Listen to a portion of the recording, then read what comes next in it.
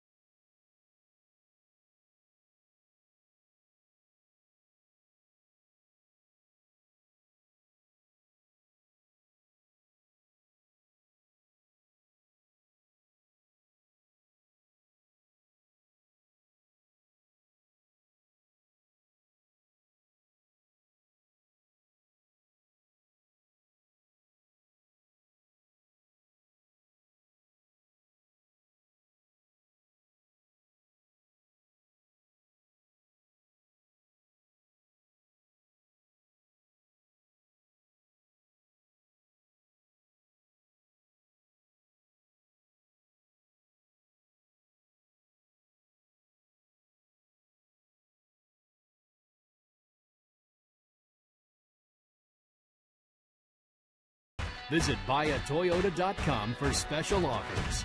And by PNC Bank for the achiever in you. Let's go Bucks! And McCutcheon, no matter where he is, signs for fans prior to games. As folks trying to get the autograph of the reigning National League most valuable player. Mets taking the field. And the first pitch being thrown by 50 Cent, wearing number 50 on the back of his game jersey. He's here to promote his concert coming up here in mid-June. And that was not a strike. A little wide. Just a bit outside. That was more like 2 cent. You need to do a little practice, I think, inside.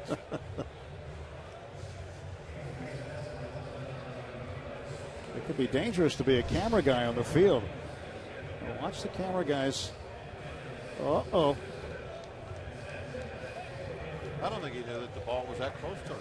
He probably had a nice little close-up and never saw the baseball. Well, there wasn't a lot of velocity on it, so I think he would have been safe. So 50 Cent, his entourage, and the paparazzi will leave the field. And while they do that, why don't we give you the Pirates Toyota lineup? Josh Harrison will lead off. Then Jose Tabata, Andrew McCutchen, Gabby Sanchez, yesterday's 4th career pinch hit home run. He also drove in the game winner later. Russell Martin, Starling Marte, Neil Walker will bat right-handed, at least to start the game against Jonathan Neese. Then Clint Barnes will play shortstop. Edinson Volquez bats 9th against the Mets lefty. Take a look at Jonathan Neese, his numbers on the year. One thing that you can always look at sometimes with pitchers, what their team's record is in games that they start. The Mets have a winning record when he's out on the mound, and they have a losing record overall. So he's been one of the mainstays, one of the guys that has been going out there every 5 days and definitely giving the Mets a chance to win the ball game. Defensively behind Neese in the outfield, left to right, Curtis Granderson, Juan Lagares, and the veteran Bobby Abreu. David Wright, Ruben Tejada in at shortstop tonight. Daniel Murphy and Lucas Duda to the right side of the infield, with Anthony Recker doing the catching. And Lucas Duda, a man who took the spot of Ike Davis with the Mets at first base. He had a home run in the 9th off of Mark Melancon yesterday. First pitch is in for a strike to Josh Harrison, and we are underway. 82 degrees the game time temperature at Citi Field. Ball and a strike to Josh. A number of hitters in this lineup that had success. This will be an interesting first couple of innings, first time through. See what kind of a job Neese can do. 1-1 pitch. And Josh hits it to center field right at Lagares, who stands in the middle of the Met logo. And there's one gone for the Pirates in the top of the first inning. Rivers Casino tips to win now, Bob. What do you got? Well, if you look at the long ball and the numbers, that's Barmes and Gabby and Tabata, Martin. They've all hit home runs off Neese. So hopefully that long ball will play tonight. The take nothing for granted means, hey, just because you got all these great numbers, still got to do all the little things, play smart. And the last one there with Edinson Volquez, his road numbers have been bad. We've talked about this a couple of times here early on, and I think tonight he's going to really turn it around. This is a place that does not give up a lot of home runs. Tabata swinging bunt foul. It's a fair ballpark in that regard. So,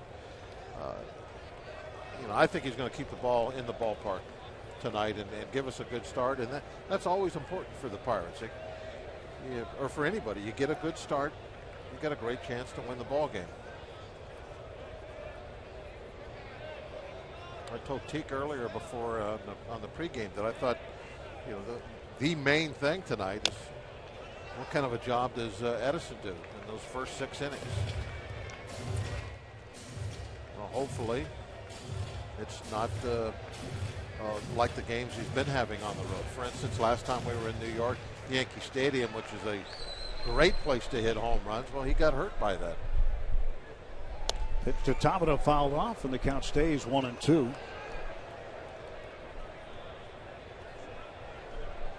Yeah, Volquez has given up 7 home runs in 18 1/3 innings pitched on the road this year. 2 balls, 2 strikes to Tabata. Tabata hitting .270, and when he came in to pinch hit in the 8th inning, he ended up with a big pinch hit, driving in Marte. Now it's a bouncer to short. Tejada grabs it. 2 gone. It's going to be interesting. We've been talking a lot about pinch hitting numbers, how good that's been this year. All of our good pinch hitters are in the game to start. A little different guys that are usually on the bench or in the starting lineup with the left-hander out on the mound. The Pirates don't see left-handers very much. It's only the 5th time they faced a left-hander. It's the fewest number of game starts against a lefty in Major League Baseball. McCutchen hits lefties well, and he hits this one well to right center field. This ball going back, And this ball is caught up against the wall by Lagares. Juan Lagares took it off the wall, a long out, and the Pirates gone in order in the first.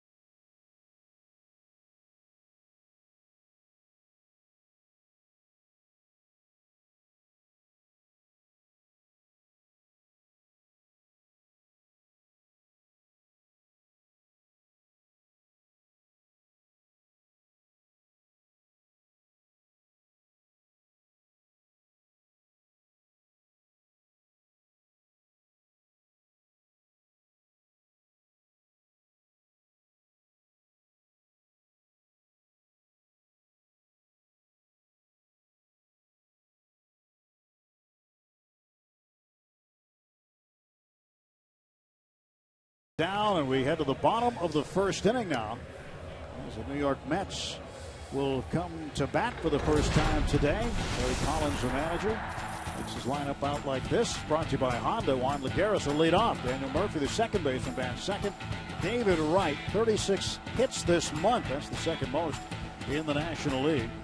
And then Curtis Granderson, Bobby Abreu, Lucas Duda, Anthony Recker, the catcher, bats seventh. Ruben Tejada, eighth, and John Neese will bat ninth against right-hander Edinson Volquez of the Buccos.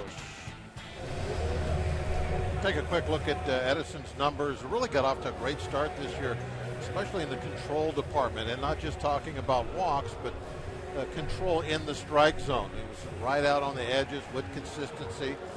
Not been that consistent in May, but if he can get past the home run ball, I don't think that will be a problem, because he certainly has not been hurting himself with the base on balls.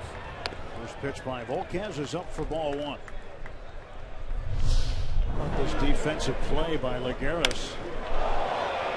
McCutchen thought this one was going to be off the wall at least. A nice play. Lagares turned his back to the infield initially and got out there so he could kind of set his feet a little bit to make that perfect jump up, take it right off the orange line. Good look from the Allegheny Health Network Supermo. And a bouncer. Harrison will handle it. One out for the Mets in the first. The Mets making some news yesterday, and Lamar Johnson takes over as hitting coach right after the game. The Mets firing their hitting coach and also releasing Jose Valverde, the pitcher who suffered the loss and blown save in the game, and Lamar Johnson, who's been with a few different organizations. He's also been with the Mets for quite some time. It was kind of shocking how quick it was. It was 8 minutes after the last out we got word. But both those guys gone. Things happen fast in New York. New York, what do they call it? New York second? Is that what it is? Minute? The New York minute. That's right. And Murphy to left center. McCutchen calling for it. And Marte there, and he knocks it away.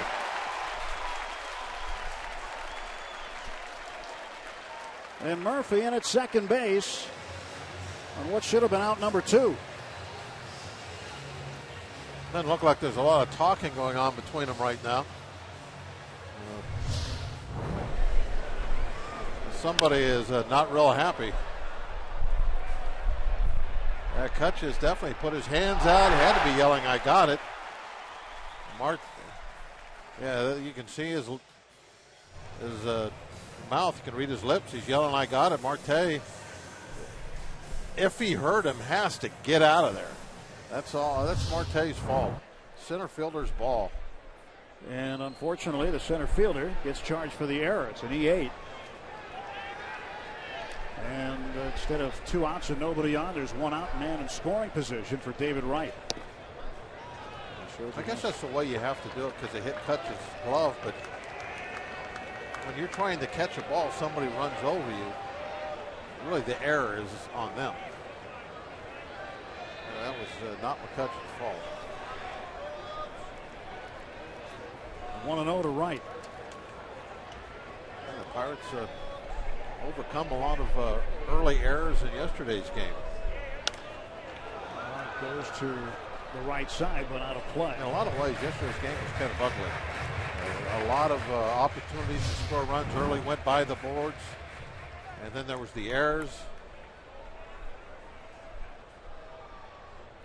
Touch pointing to his ear. I think that was telling him to listen. Open your ear. Focus. 1-1 pitch. And a ground ball to the right side. Walker will handle it. And now there are 2 outs and Murphy at third base.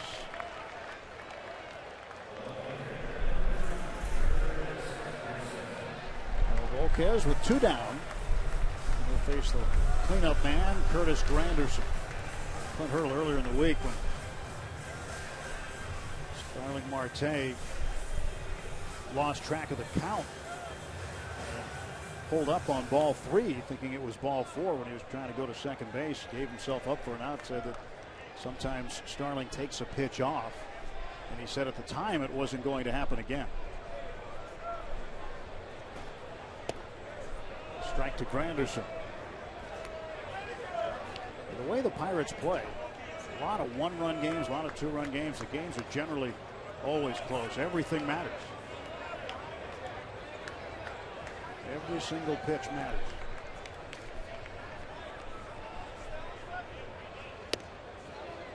Ball and 1 strike to Granderson. Granderson hasn't been off to the best start offensively for the Mets.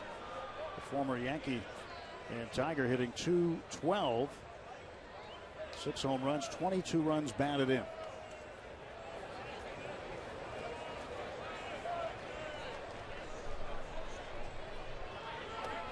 Chase that one, and Edinson gets ahead 1-2.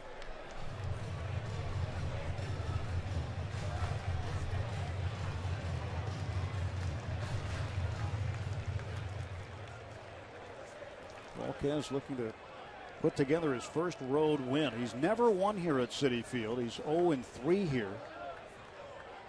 1-5 career versus the Mets. Count is even 2-2. But his run support has His run support has been not very good. In fact, the games that he has pitched here, the 3 games prior, his teams have only scored 1 run for him while he's been in the ballgame. tough to get a W by your name when that happens. You get 1 run in 3 games. I mean, on the other side of the coin, it's not like he's pitched real well here either, but still, either way.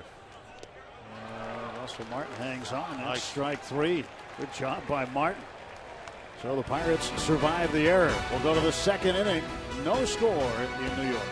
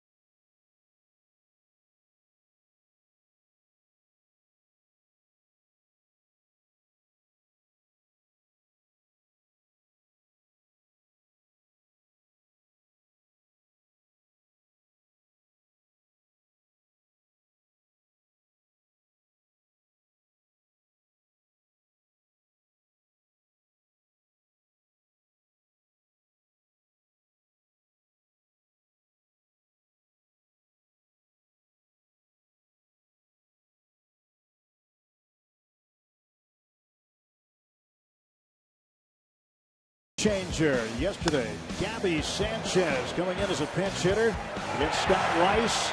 Hits it out, gets the Pirates on the board 2-1. And later against Jose Valverde, after he remained in the game to play first base, got it past Flores, the shortstop. And coming in to score was Walker. McCutchen would follow on a throwing error by Granderson. And that was enough for the Pirates to win that ball game yesterday. And Gabby hopes to keep it up against the left-hander Jonathan Neese.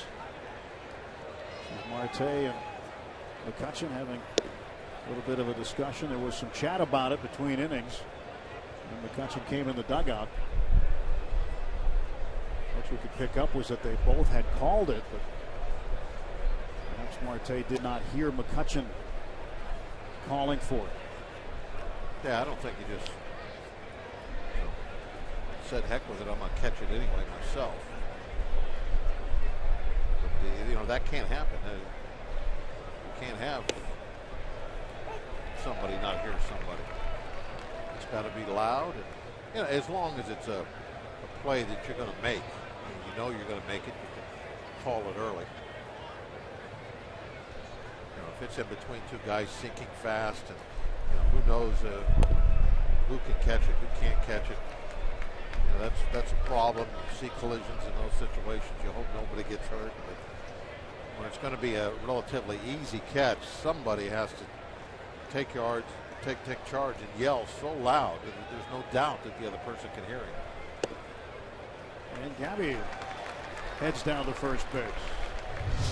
So this was between innings when McCutchen came in the dugout.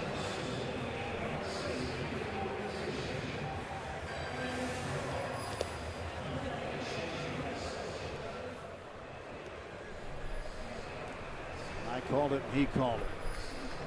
I got it.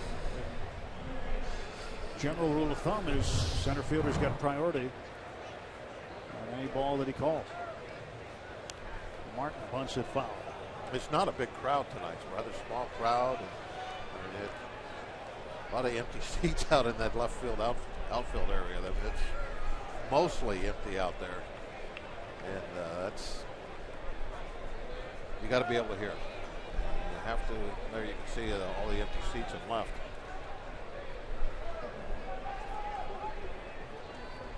Can't let that happen. 0-2 to Martin.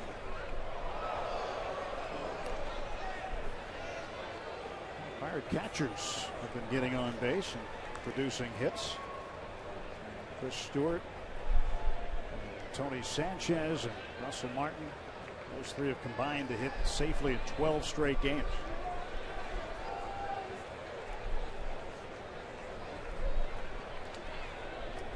Martin's done a good job stepping right back in after being on the disabled list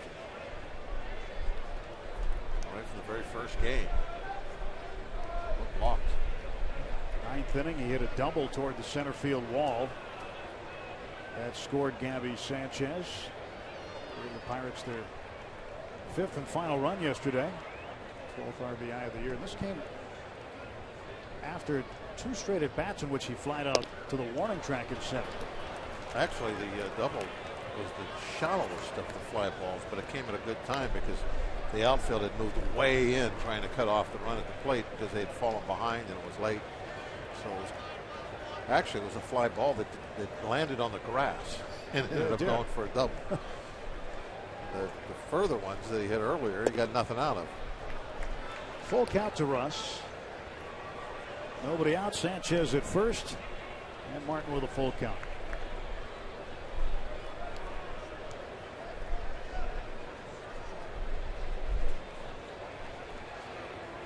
27-year-old John Neese from Defiance, Ohio.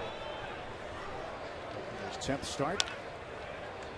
Gabby started early and Russ fouled it off.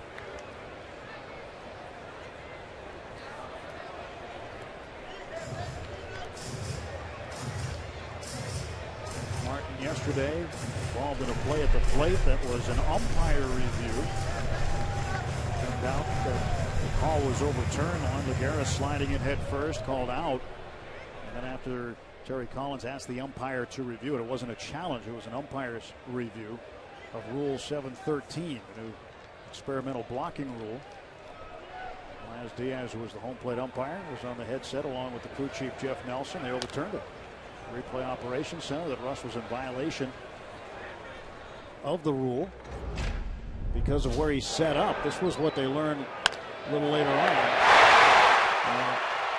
Here's the play at the plate, and Russ had set up with his leg already across the plate.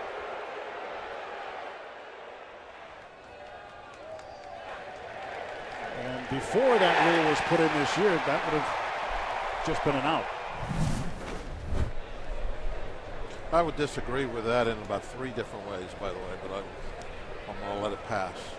Disagree with which in 3 different ways? The rule, the call from yesterday, everything. I mean, it looked like he was set up standing with the plate between his legs. He didn't put his leg down until he had to go down to make the catch for the ball. So there was nothing about his setup. Pirates were told. But it's a ridiculous rule anyway. Martin to left field, and Granderson makes their chest high catch. Throw back to first base. Double play. Well, sometimes you get bit like that. You start a runner to stay out of the double play. And you get that line drive at someone. Normally, it's a line drive at an infielder that gets you, but this time a bullet out to Granderson and a great one-hop throw into first base. Gabby throwing on the brakes, trying to get back. Strong throw all the way from left field.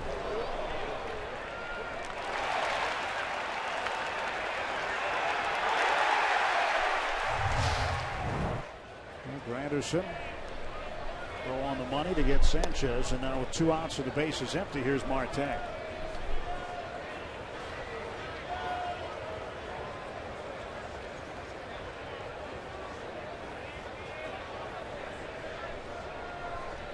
Here's the pitch. Marte fouls it back. 1 ball and 1 strike.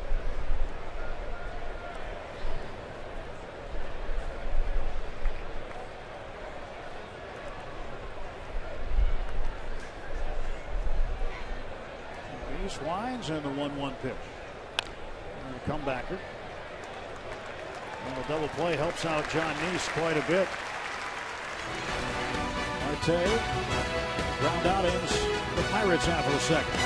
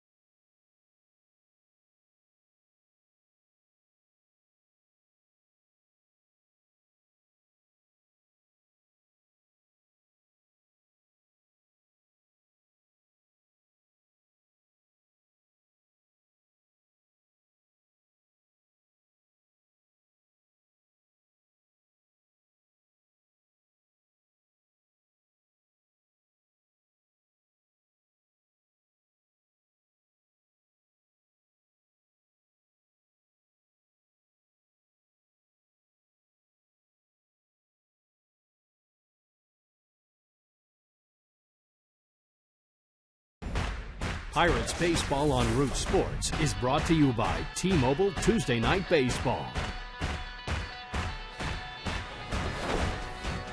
Back here at Citi Field with Bob Walker, I'm Tim Neverett. Bottom of the second inning.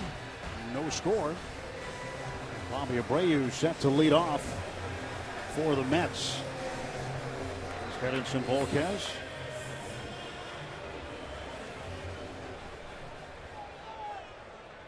But Volquez facing Abreu. Abreu was with the Phillies and did not make it out of spring training. Mets signed him on opening day, March 31st. Signed him to AAA Las Vegas, and then ended up getting the call not too long after that to come to New York.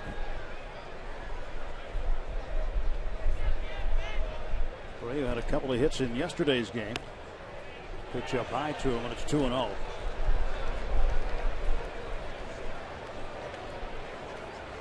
.289 so far.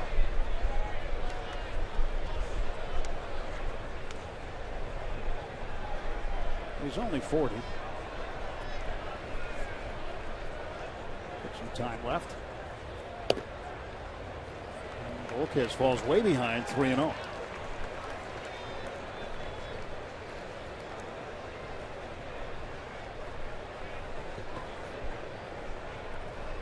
Edinson needs a strike here. They got it. Abreu didn't think so. A 3-0 count. If it's close, you're going to get the call almost every time.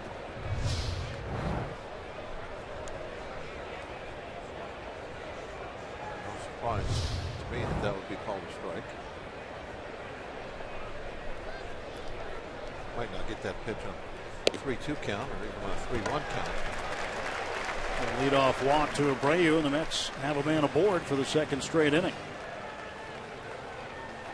New this season is the Coca-Cola Fan Pack, available every Sunday home game. Starting at $35 in advance, receive a lower outfield box ticket, fountain drink, hot dog, and a soft pretzel. Get your tickets at the PNC Park ticket windows or visit pirates.com/fanpack. Lucas Duda, who homered off Mark Melancon in the 9th yesterday, takes outside for a ball. That home run by Duda broke up a long string of innings, the longest in Major League Baseball, between home runs.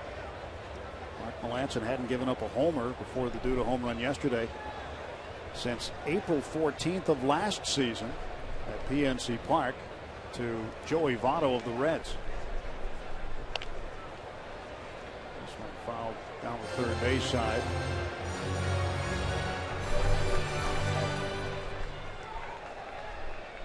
Like a changeup that he was able to get in there, and that's what he's going to have to do if he continues to fall behind hitters. He's pull the string in those hitter counts. 1-0, 2-0, 3-1. Kind of puts you in a catch-22. If you had good control, you probably wouldn't be falling behind, but you have to be able to throw off-speed pitches for strikes when you're behind in the count. Pitching backwards is what they used to call that. 2 balls and a strike to Duda. Hard stuff. Pitching counts and soft stuff in hitting counts.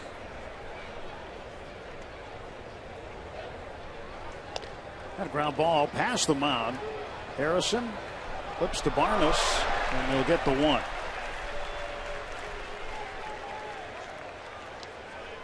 One out, fielder's choice for Duda. He'll occupy first base. Abreu heads back to the dugout. Here's today's Allegheny Health Network injury update. The Mets' Travis d'Arnaud has been on the 7-day concussion DL since May 15th. Began a rehab assignment Sunday with AA Binghamton and went 1 for 3 with a home run before going 0 for 4 last night. He could be activated as soon as tomorrow. Is the younger brother of Pirates infield prospect Chase d'Arnaud. Here's Anthony Recker. Recker did not catch in yesterday's series opener. And his first pitch of the series is in for a strike. Oh, that velocity, 96 from Edinson. Old Cincinnati days. Yeah, it wasn't that long ago. He was bringing it like that regularly.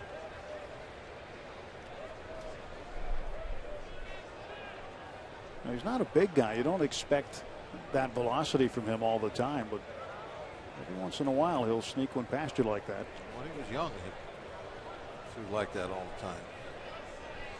Before he got hurt.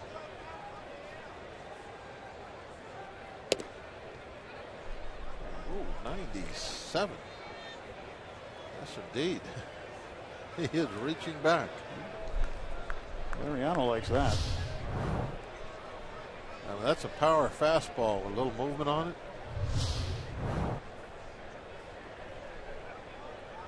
Back-to-back 97s. Throw to first, and Duda gets back.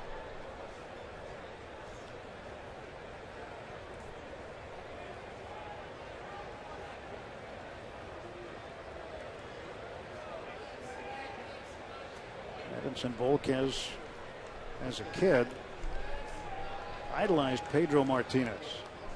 Wanted to do everything like Pedro Martinez. It's a good one to pattern yourself after. And you throw a fastball like him, and you can take a little off too. It's 1-2. One thing, another thing I should say, when you look at that curveball, swing and a miss. Pedro Martinez always did a good job of keeping the hitters loose up there. He pitched inside very well. Every now and then, a little too often. There'd be a little controversy sometimes with Pedro on the hill. 1 on, 1 out. 1-2 pitch right there. Called, strike 3. How about the combination of the velocity and the control of that at bat?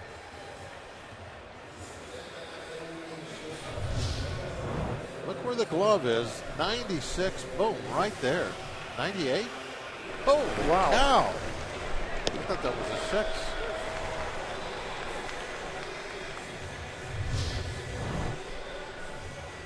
Well, Riker thought it was an outside pitch, but it might have started that way. Had a little run back in, but at 98, we haven't seen Volquez up there yet.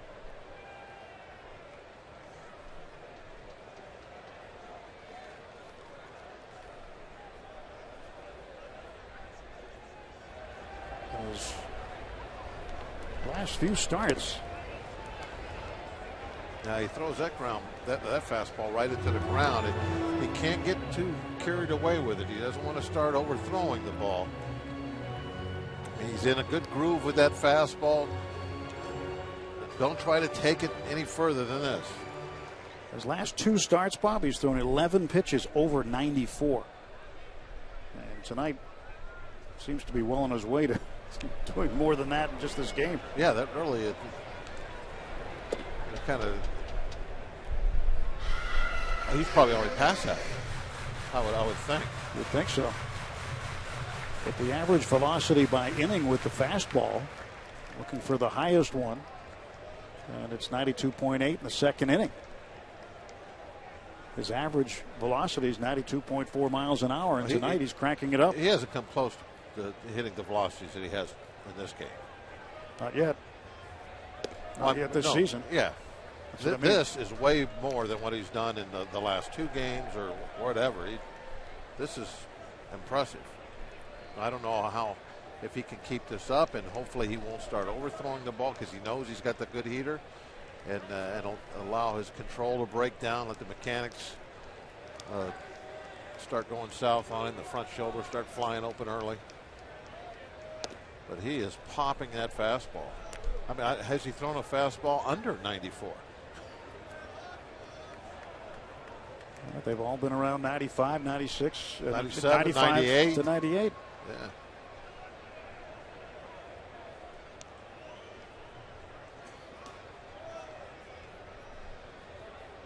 Three-one pitch to Ruben Tejada, and he's walked him. Second walk this inning. In the old days, you could chalk sometimes variations up to different radar guns, different ballparks, and that sort of thing. But they've got that figured out nowadays. They don't use the radar guns anymore. It's all been done with cameras. Don't ask me how they do it, but I know that's what they use. So every ballpark, they calculate the speeds exactly the same way. There's even more tricks coming to all the ballparks. They have cameras now that are going to start telling you how good outfielders are as far as getting jumps and how long it took them to make their first step toward the ball after the initial contact of the bat. I mean, there's all kinds of neat little things like that on the way. 1 for 12 on the season for John Neese. It was a double, by the way, his base hit. It was 2 base hit. Now he's behind 0-2. So you'll be able to really say guy got a good jump on a ball or not. Right. It'll be right there, black and white numbers.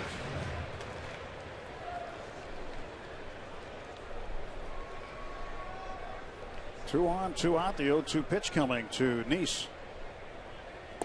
And he goes down looking. 2 punch outs in the inning. And 2 walks to left. We'll go to the 3rd, scoreless at Citi Field.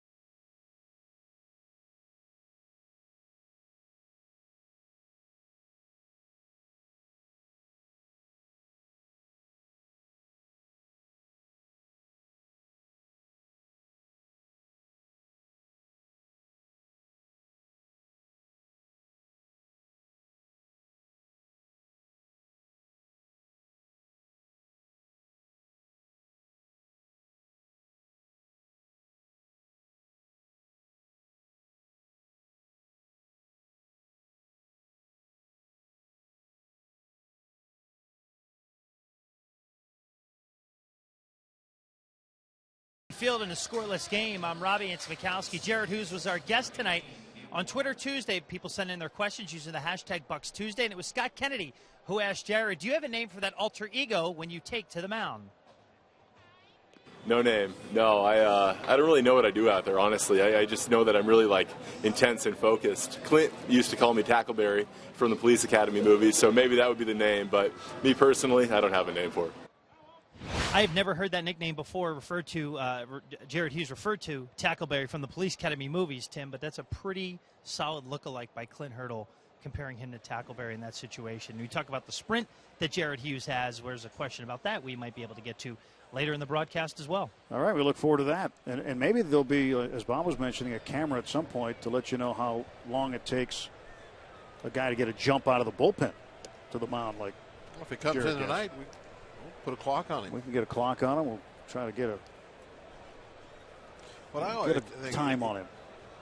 He doesn't sprint all the way to the mound, which I've always thought kind of interesting. There's a certain spot, and I don't know where it is in the infield, that he throws on the brakes and then slowly walks the rest of the way to the mound. Maybe somebody could, well, I was going to say tweet the question, but can't do that. He's in the bullpen. He's unavailable right now. Neil Walker got a nice gift from Joe Torre today. Got a hit. Got a hit. A double. And back on the 21st against the Orioles in the second inning, Neil reached on what was then ruled an error on Orioles first baseman Chris Davis. Well, today after review, Major League Baseball overturned that, gave him a double. So now Neil has a 6-game hitting streak going on, and instead of having 6 doubles, he's got 7 on the year.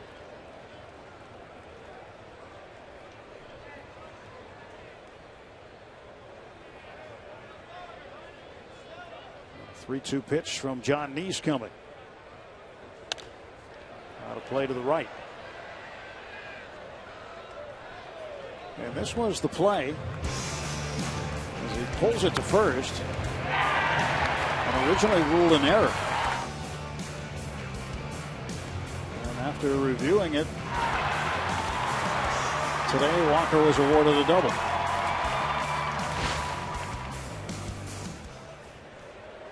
And the payoff pitch fouled back.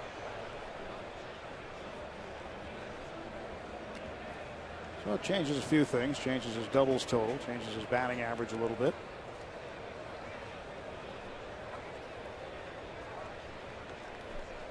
And now he's got a little hitting streak going at 6 games.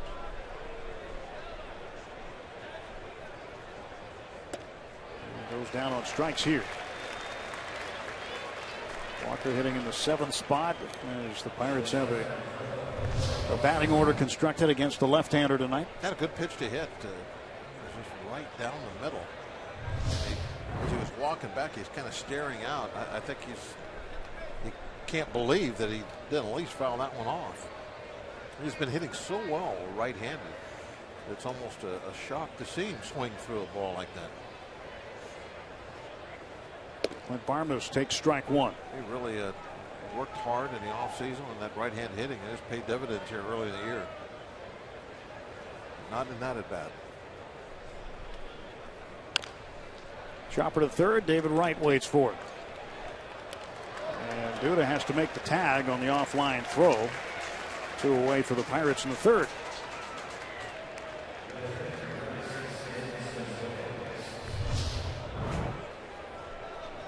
Duda having to come down the line. Able to make a quick tag.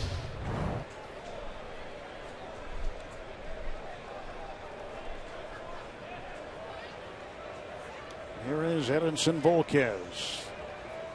1 for 12 on the season.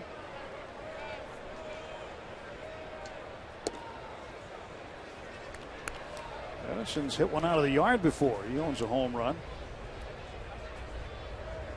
While with the Padres, he hit it in an interleague game off Ramon Ortiz of Toronto last June 2nd. So creeping up on the year anniversary of his home run.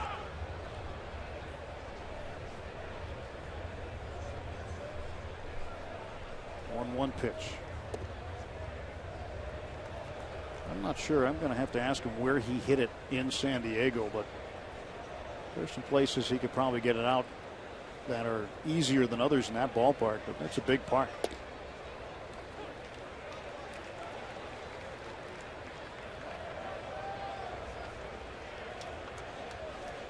Two outs, 2 balls, 2 strikes. And Neese delivers. And that is strike 3 and a quick inning for the Pirates in the top of the 3rd. Neese with a pair of strikeouts. Scoreless as we head to the bottom of the 3rd inning.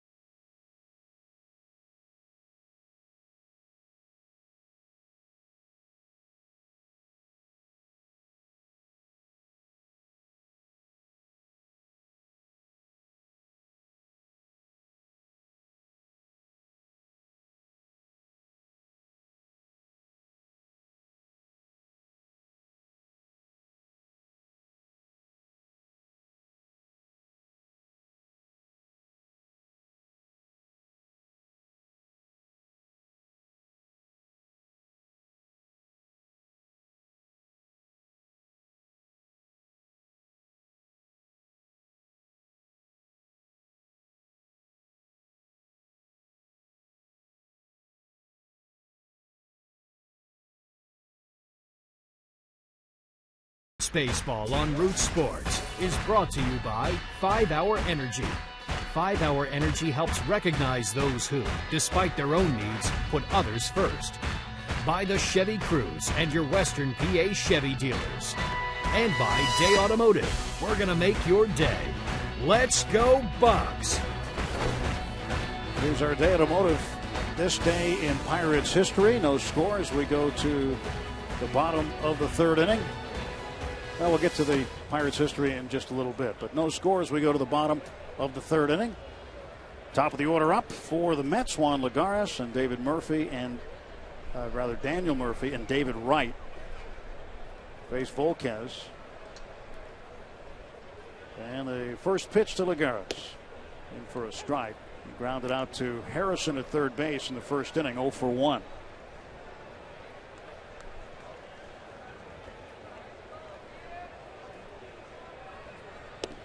That's strike 2. He's got the secondary pitches working now to go off that fastball that we haven't seen him throw yet since he's been a Pirate. It's certainly there's great stuff tonight. You know, you look back at that 2008 season, Bob, when he had 17 wins with the Reds. The entire season, he only threw 96 pitches over 96 miles an hour. Only? Yeah. That's a lot. That's, well, talk about the number he threw. I mean, he was throwing with good velocity then. But anything over 96 miles an hour, the opposition hit 087 against. He gave up a base hit and a home run. And only 13 balls out of those 96 were put in play. That's what good velocity will do for you. You get it up over 96 miles an hour, you're not going to get many balls put in play, and certainly the ones that aren't going to get hit all that hard most of the time. A lot of no contact when you're throwing in the very upper 90s. Lagares to right center. Long run from McCutchen. McCutchen dives, and he makes an incredible catch. Andrew McCutchen robbing Lagares of a double. What a play by the reigning National League MVP. Outstanding. That's one of the best catches that anybody can make when you're just running full speed and then you lay out for a ball.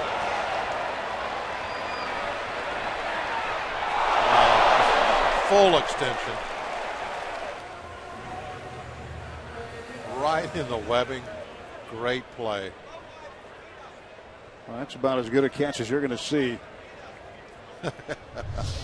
Jensen liking what he saw.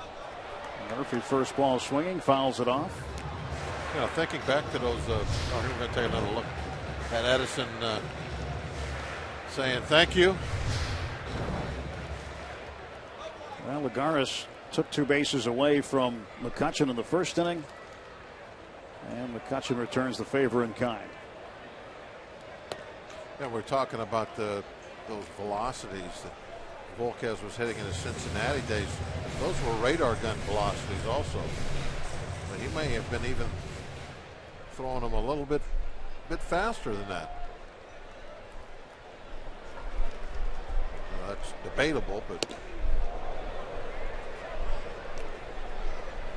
some of those older radar guns, they didn't pick up the ball right away. It was much closer to home plate. So if you're throwing 96, 97 toward home plate, well, today where they calculate the speeds, you're probably throwing almost 100, maybe even triple digits. Murphy inside at third. That ball kicks out. And Murphy will stop at second base with his 13th double of the year. Second time he's been aboard. He's now 1 for 2. Reached on an error back in the first. Left-hand hitter up, playing wide, trying to take away some ground, and he just ended up putting it off the end of the bat right down the line. Nothing to do about that. That's just bad luck if you're Edinson Volquez. So you have a bullet into the gap. Great. It should have been extra bases, double, and that got caught. This is a little ground ball off the end of the bat. It goes right over the back. Turns out to be a double. That's the beauty of the game of baseball. Now Russell Martin finishing his meeting with Volquez. It's the first hit that Edinson has given up in the ballgame. What a catch by McCutchen.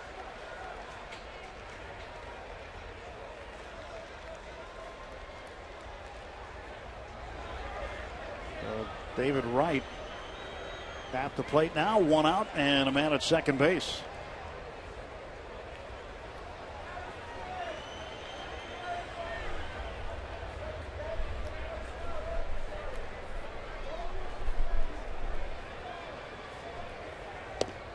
White takes inside.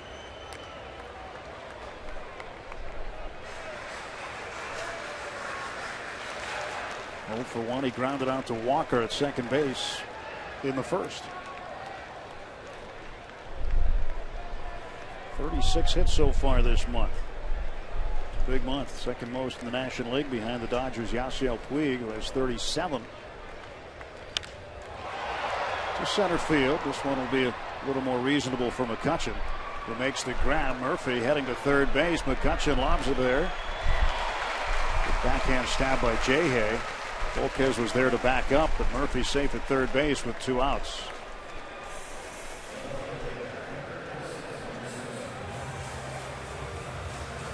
Have some fun in the sun with your Buccos with a summer 6-pack. Choose 6 Pirates games throughout the summer. Guarantee your seats for sold-out games. Packages start as low as $96 each. To get your summer 6-pack, go to pirates.com/summer. Great way to spend a lot of summer evenings. At least 6 of them. I think you should double up, get a 12-pack. Yeah, why not? Get a whole case. May as well. They don't go bad.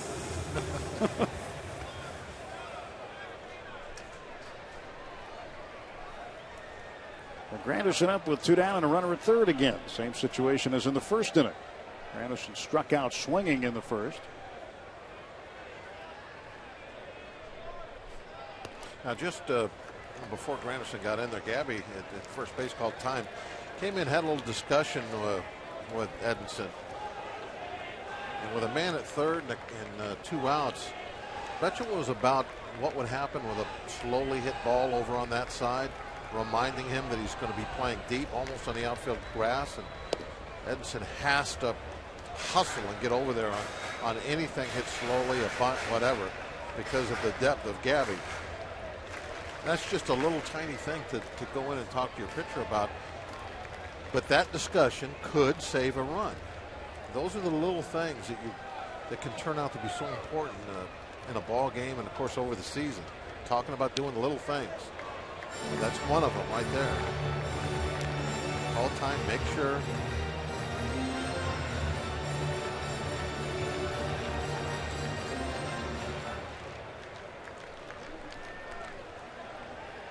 Volquez with a 1-2 count on Granderson. Granderson 0 for his last 9.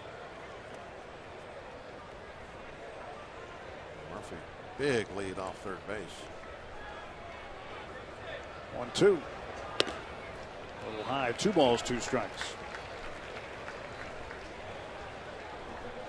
Now with Harrison playing off third, Murphy can get a big lead, which he's been doing.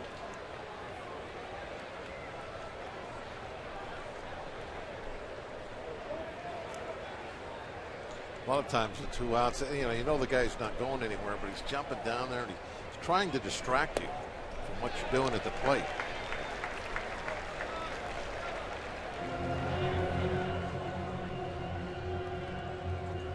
It doesn't happen very often, but on a rare occasion you might be throwing from a windup and you will have somebody break and try to steal. It's a really rare thing, especially nowadays, but occasionally I'll see it when there's nobody close to third, which is the case right now. And he walks Granderson, third walk of the game for Edinson Volquez.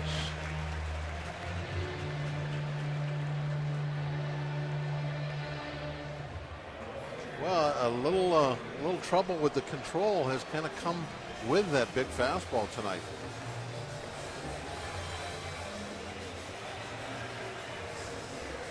The velocity's kind of starting to tail off a little longer. It's been regularly at 95. See, it's starting to slow down a little. So now Volquez will face Bobby Abreu. Abreu walked and was forced out at second base on a fielder's choice hit into by Lucas Duda.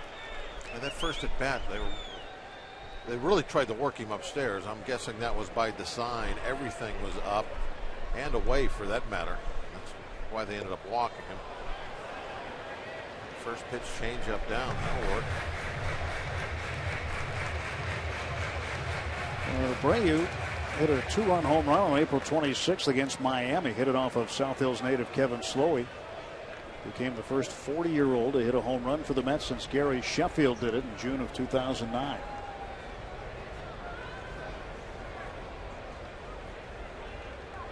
Abreu started his season in AAA in Las Vegas.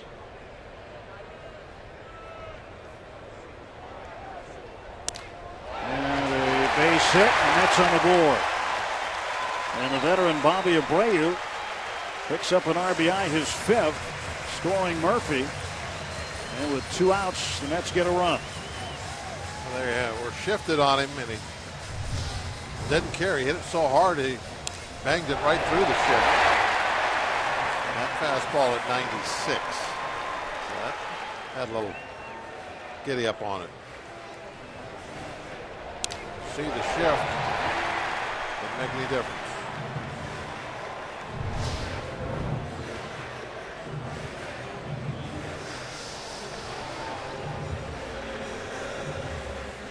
Ray Searage out to visit with Edinson Volquez. 2 hits in the inning. Murphy the double.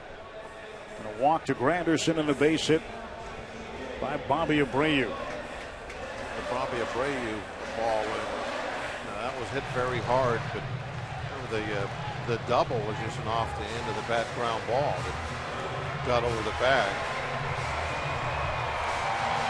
Volquez is throwing the ball fine. Maybe a little wilder than he would like. But he's still in good shape right now. It's just a 1-run ball game. Get this inning out of it. He's fine. I haven't thrown all that many pitches, just 54. Pirates shifted for Lucas Duda. Pretty much the same exact shift they had on Abreu. Walker out shallow, right field. Arm is trying to take the middle of the field away, but he is obviously on the right field side of the bag.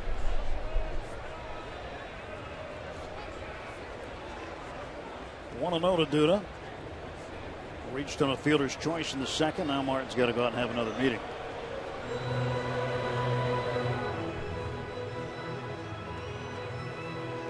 Clint Barmas joining it.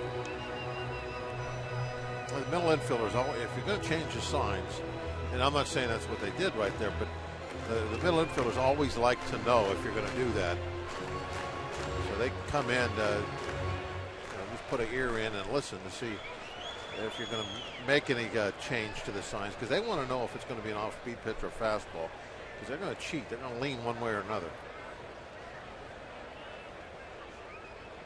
69% of the ground balls going to the right side. So the Pirates playing the percentages. Yep. Put 3 guys over there. 3 out of 10 going the other way. So it is a risk, but you take it. Not much on the ground going to the left side. Harrison's got a play over there with a runner at second. Anderson getting a big secondary lead. 1 ball, 2 strikes. 2 men out. Mets half of the 3rd inning. They lead 1-0.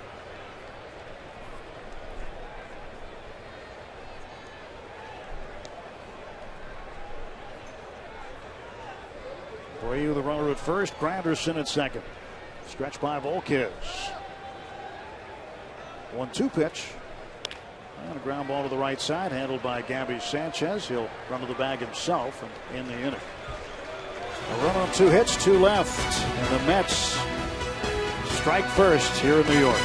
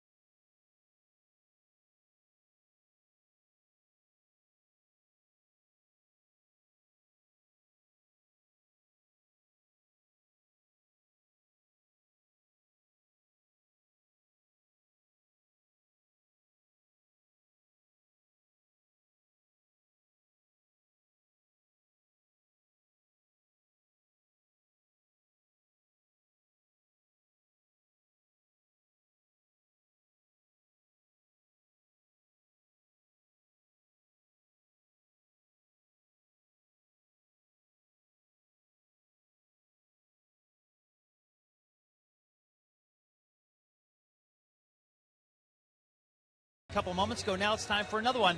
And he was asked what it was like shuttling back and forth between AAA and how it is that he kept his cool throughout the season.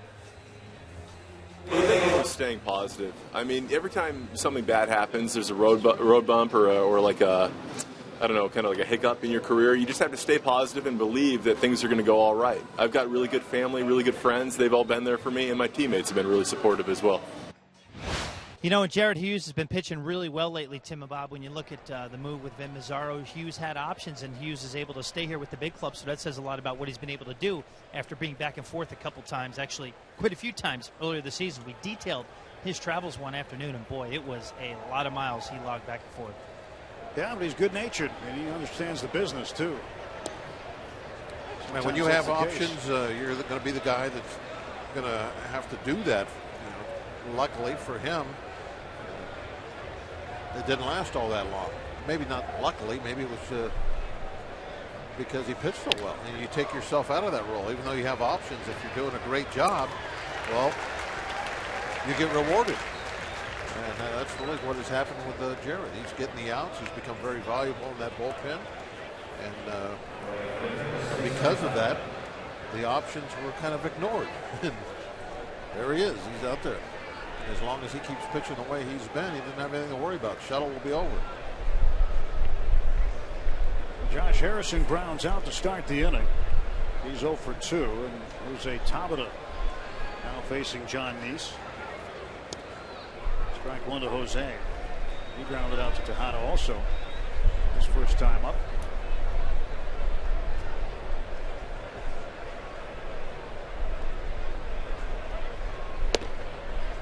That's a strike. Jose played off the pitch. He wants to know from Clint Fagan, the home plate umpire, why that was a strike.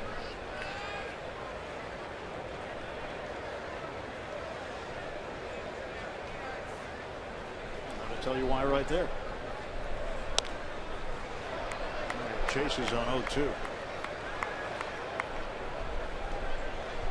Yeah, the hitters need like those Google glasses, the strike zone there, so they can look and see for themselves where the pitch was. Well, maybe that's coming in a year and a half to 2 years down the line. It's one of Bob's new inventions. There's Sponsor over the mound. Tejada grabs it. And Tabata is safe. A little problem with the grip on the baseball for Tejada. And that allows the Pirates to get a base runner. Chopped right over the mound. Really should have been just a routine play.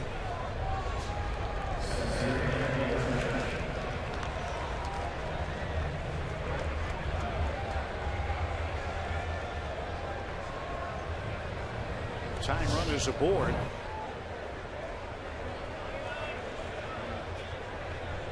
Tabata is that guy at first base.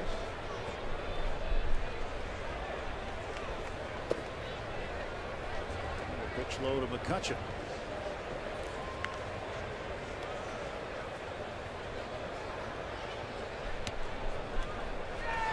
Still have not made a ruling on that play. Now they have an error.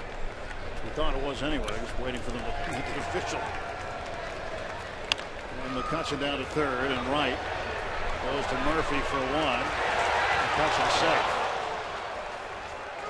Hard to double up, Andrew. Yes, it is. To go around the horn is very tough with Andrew.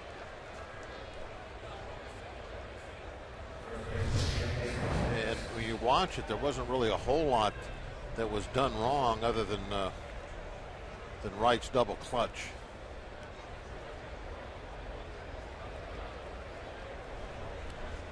And there you can see the double clutch where he took too much time with the baseball. That cost him. Well, 2 down. McCutchen at first base, and Gabby Sanchez at the plate. We talked about little things. Now let's say Gabby hits one into the gap or hits one out of the ballpark. The little extra time that Wright took over at third base cost him a run. Little things. Little things can sometimes be big things. Gabby hoping he can make it that way. His home run yesterday came off a left-hander, Scott Rice.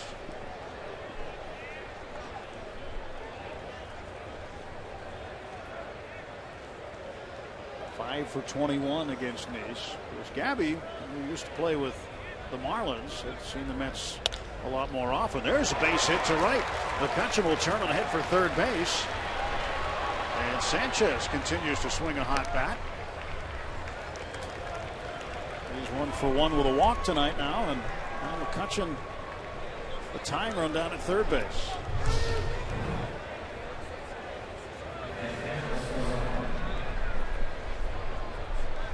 Going the way that the ball was pitched, outside corner, gets it through that hole. There's a lot of teams, I think, where Gabby would be maybe an everyday player. It was a great job.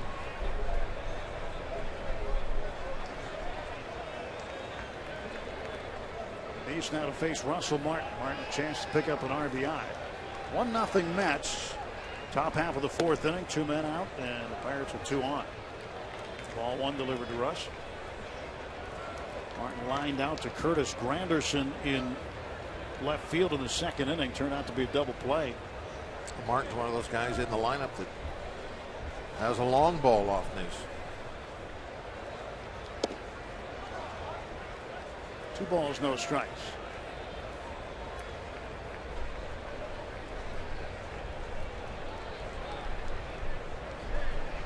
Nice, born October 27th, 1986, the same night the Mets won Game 7 of the World Series.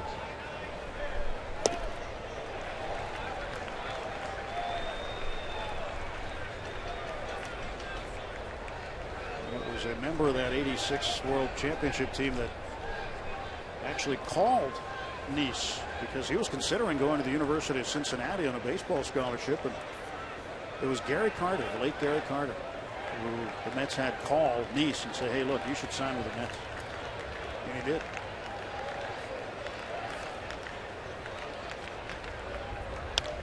And Russ pops this one up, foul on the right side. Duda heading toward the railing, and he'll make the catch. Just stayed in for it. Well, the Pirates get a hit. There was an error. They leave 2. 1-0.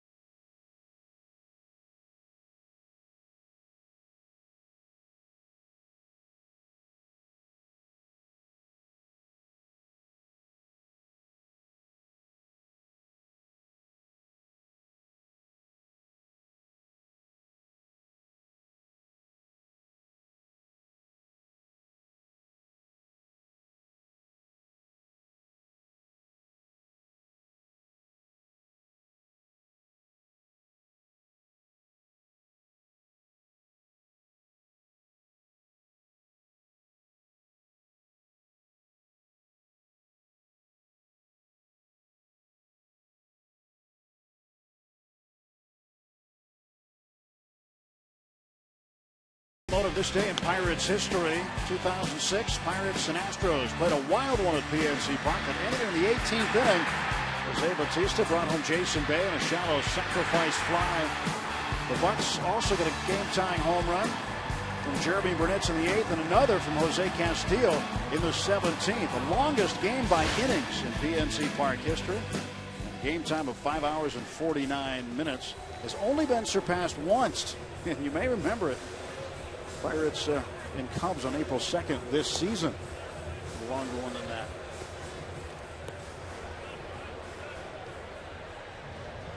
to be able to block the play ball. Remember that? Yeah, I remember that.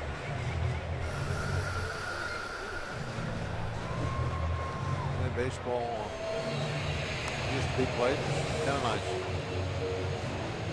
Well, Gary Carter probably won a lot of games with that defensive skill behind the plate. Well, that rule that Russ was deemed guilty of yesterday, that Mets got a run out of, is an experimental rule. All Martin did was make a great baseball play by a catcher. Yep. That's a shame. Well, I asked Clint Hurdle today, because it's an experimental rule, do you think maybe there's a chance that they could throw that thing out and not have it next year? He just kind of smiled and shrugged his shoulders and said, so you're saying there's a chance? I don't know. He doesn't know. No one really knows. But talked to a lot of catchers about it. They don't like it. A lot of catchers had to basically relearn how to cover the plate.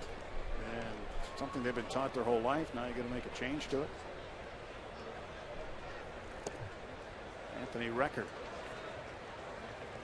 Great name for a catcher, by the way, but not without collisions. There's always been catchers that run from contact, and there's always been the guys that put up the roadblocks. You should just, if you don't want any contact at the plate, well then,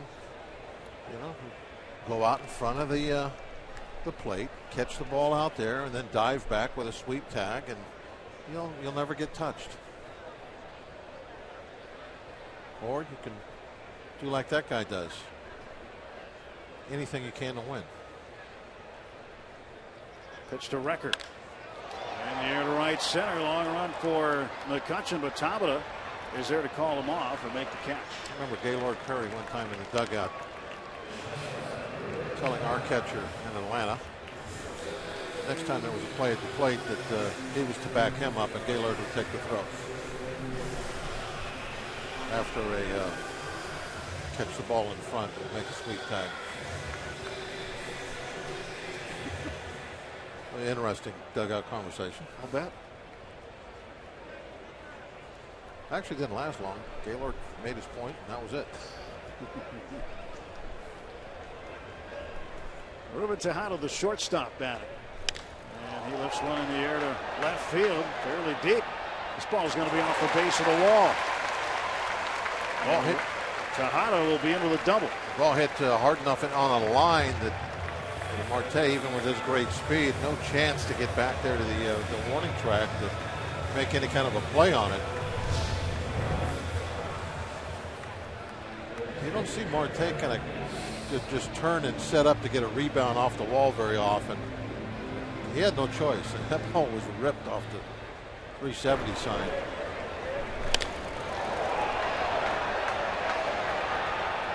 Fifth double of the year for Tejada. Volquez gives him a look. One out and Neese back up there. Neese has a sacrifice punt to his credit this season.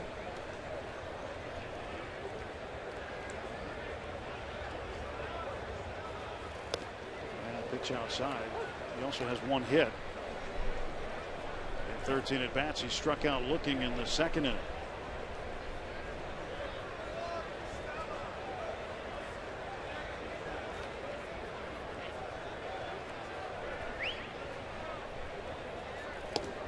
It's 0-2. Mets pitchers have not done a very good job at the plate this year, with the exception of Jacob deGrom. Before deGrom had his first hit in his first start, Mets pitchers as a whole, starters and relievers, were a combined 0 for 71. He's down on strikes for the second time. Kind of see why after that swing. He's one of the pitchers with a hit. Well, fans, we want to see how you root for the Buccos. Send those pictures in showing us the most unique ways you raise the Jolly Roger and fun places you watch the games on Root Sports. Show us how you display your Pirates pride. Use Twitter, the hashtag BucksFanPhoto. We'll line them up and show them during the telecast.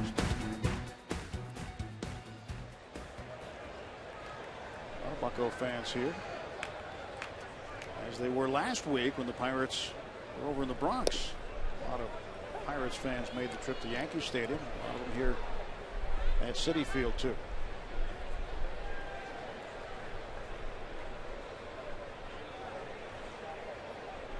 Top of the order, Juan Lagares, runner at second and 2 outs. Volquez 0-1 pitch coming. Gets to the backstop. Wild pitch, and down to third, Tejada. Like a fastball that there's been a couple of times where Volquez just has overthrown that pitch tonight, trying to throw it too hard. Martin set up inside. Ball was in the dirt and away.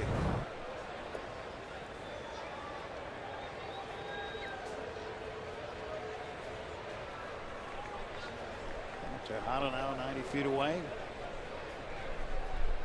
It's a 1-0 lead. Batting in the bottom of the fourth, and this one is clubbed deep to left field. Marte will not get it. It's off the wall. Tejada scores, and into second base is Lagares with a run-scoring double. 2-0 New York. 2 balls now that have been just blistered out the left field. Again, Marte, no time to get back to the wall and think about making any kind of a great catch on it. All he can do is turn around, put his back to the infield, and try to go for the rebound and get a throw in the second.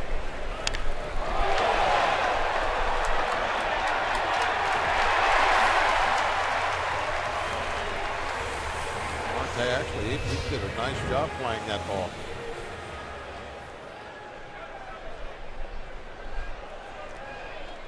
Double number 10. His first hit, he's 1 for 3.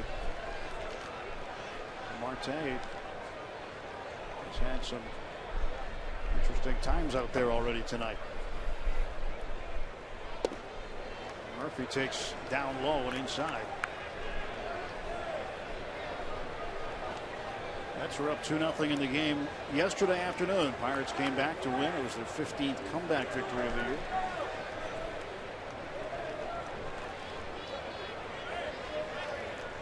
It was a good game to win. That would have been an ugly loss. The bases loaded, 1 out in the first. Couldn't get anything going. There was a lot of traffic on the bases. Couldn't get anything across. Pirates made 3 errors in the first 4 innings of that game yesterday. That all got washed away by the strong pinch hitting, really. Into that ball game. Ended up winning easy.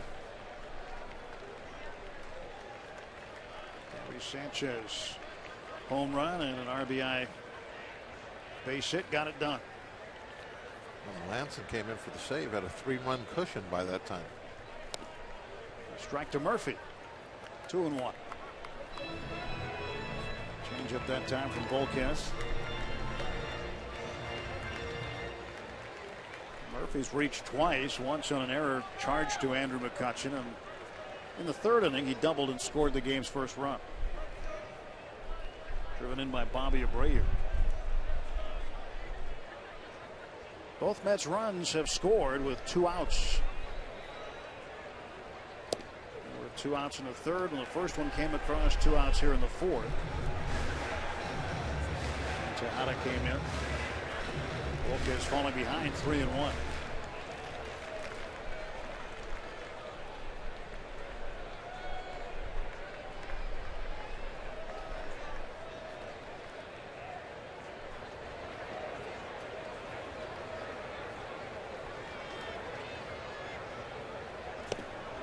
He has walked. 4th walk tonight for Volquez. That was a changeup, missed badly away. You know, that's the pitch that you have to have command to get over the plate in these hitter counts. You fall behind in a count, the 3 ball counts.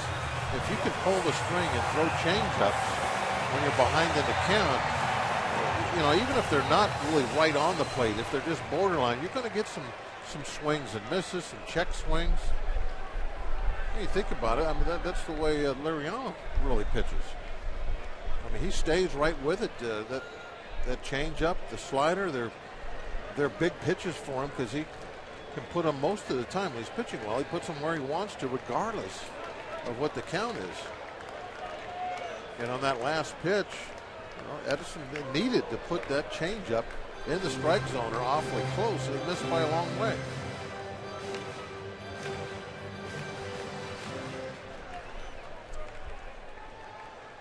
One strike to David Wright. But the Pirate bullpen still quiet. That could change in a hurry if he doesn't get right.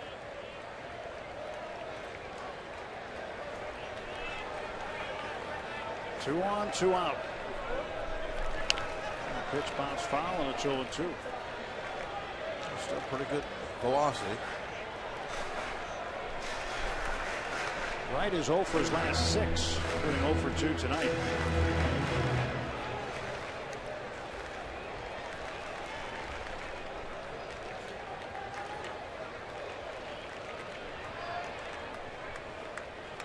Way ahead. Can't make a mistake here. Gonna miss. Miss for a ball. Looks like they want to go upstairs, maybe. Nope. And one runner will move up, one will not. But Russell was really moving all around, trying to decoy the Mets on what the pitch was going to be. For a moment, he gave a high target, and then just before it was thrown, he tapped the ground. He wanted it to bounce.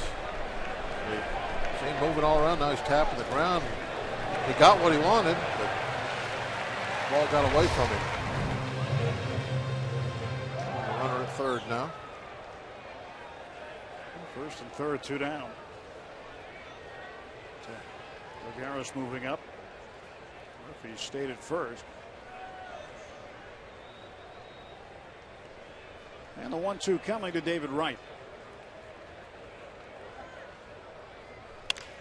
Ground ball to short. Backhanded by Barmes. This throw off line, but Sanchez there to make the tag on the sliding right. Great play by Gabby. 1 run, 2 hits, couple of doubles, 2 men left. At the end of 4 at Citi Field, it's the Mets 2, Pirates nothing.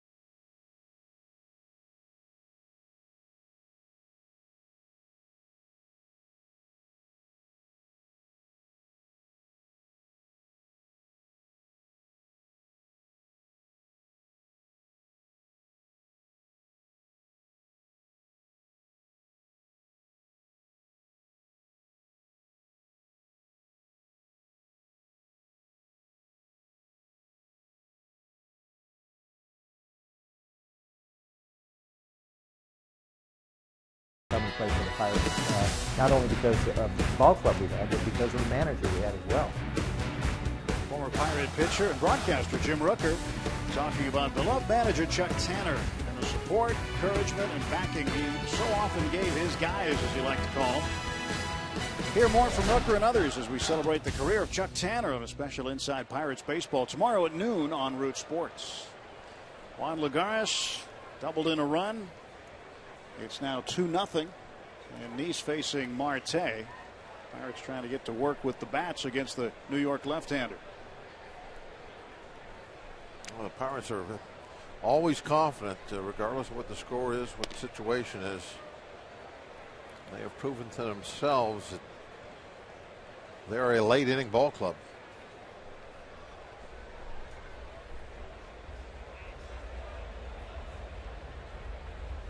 And Marte to right field, and it hangs up for Abreu. One down. Like he hit it hard the other way, but Abreu had him positioned pretty well. You make the good contact. That's all you can do. After that, it's out of your hands. Now Neese will face Neil Walker. Walker struck out in the third inning.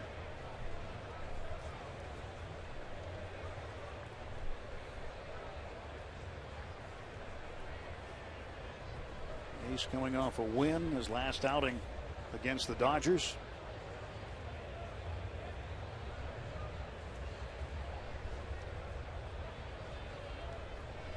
First pitch to Walker. In for a strike. Breaking ball. Pirates wouldn't mind some more help from the Dodgers tonight. They beat the Reds last night, and with Pirates winning yesterday, it enabled the Pirates to pass the Reds in the standings by half a game into third place. Starts the night 6 out behind Milwaukee. The Cardinals lost last night also. Beaten extra innings. The Yankees got them. 12 innings. And Walker, ground ball, diving, stopped by Tejada. And he throws him out. What a play by Ruben Tejada. Wow, did he show a cannon for an arm on that one? Put something on it. Ball was hit pretty hard, got to him quickly, and Tejada got it across the infield just about as quick. Nice play. I mean, look at that. It's almost from his knees. Threw a knee-high bullet across the infield. Fine play. We've seen some nice defense tonight. That one mix-up up in out in left field where Kutch and Marte couldn't hear each other, but that right field or right center field catch that Kutch made later on. Be looking at that on the highlights for a long time. Yeah, that was one of his better ones for sure. He's made a lot of highlight reel catches, but it was one of his best ones. Considering the distance he had to travel to get there, then fully laid out for it. MVP play. Is that Gold Glove now also? 1-2 to Barmes. 2 balls, 2 strikes. As they say, once you win that first one, now your name is out there. You're considered one of the best, and there will be more to follow. I wonder how many cuts we'll get. 2-2 pitch. 3-2 now.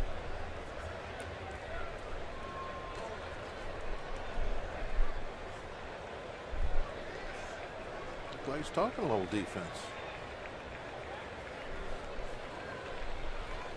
Payoff pitch. That is into left. Tejada gave it a good effort, but he wasn't going to get that one.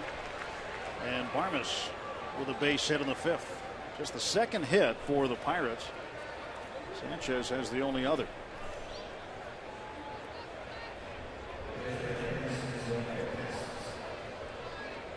Well, Barmes will bring Volquez to the plate. It's always important when you get up there with 2 outs and the pitcher behind you to figure out some way to get on base. Because even if Volquez does nothing this inning, at least you're at the top of your lineup for the next. Oh, chopper. Neese gloves it. That's the inning for the Pirates. No runs, a hit, a man left. Halfway through this one at Citi Field, the Mets with a 2-0 lead over the Pirates.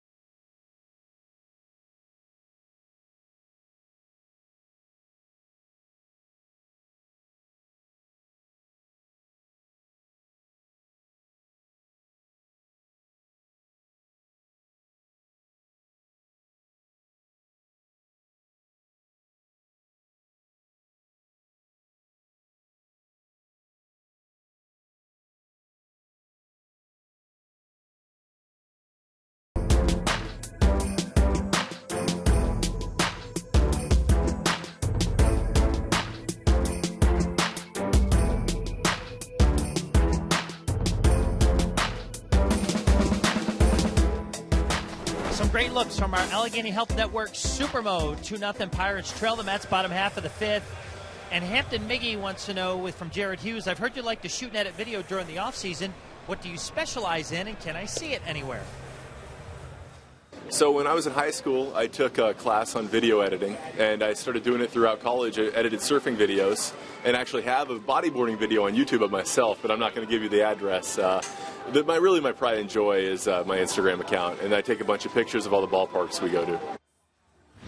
And you can check that Instagram account out. Check it out at _Jared Hughes. That's his Instagram account. His Twitter account is at @LocateJared. He takes some great, fantastic pictures, and make sure you check it out. A lot of MLB players into photography. Michael Kadire, the Colorado Rockies, another one. Put some great pictures up on their social media pages. So make sure you check out Jared Hughes, and maybe somebody will track down that surfing video or bodyboarding video of Jared from when he was in high school, Tim.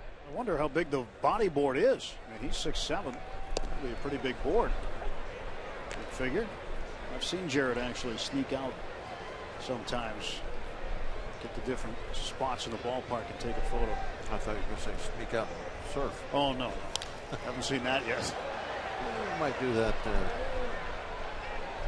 down in Bradenton. Well, we're heading to surfing territory tomorrow night. Be in Los Angeles, be in Southern California for a week. 4 with the Dodgers and 3 with the Padres. Pitch to Granderson. Missed outside.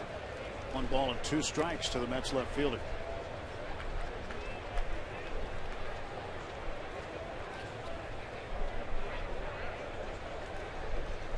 Well, Jared Hughes with that talent, he could help out the trailer. Well, he could. Well, editing. Could be an honorary gypsy. You can give one of those guys a day off. Yeah. He's pitched like 2 or 3 games in a row. He knows he's not going to be in there that night. Or how about just come real early during the day and put together a video? Sure, he'd enjoy it. 2-2 to Granderson. 3-2 now. Volquez has already walked 4 in the game. That's twice as many as he walked in his last start.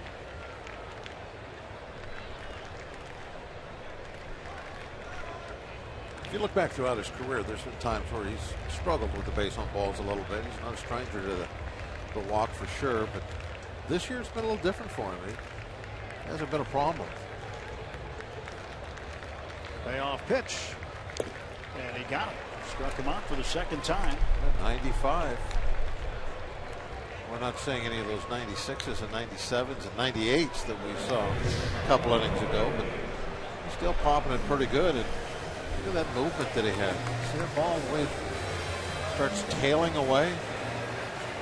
Stayed right on the outside corner. Great control. One out for the Mets in the 5th. To bring up Bobby Abreu. Abreu 3 hits in the series so far, and an RBI base hit in the 3rd inning.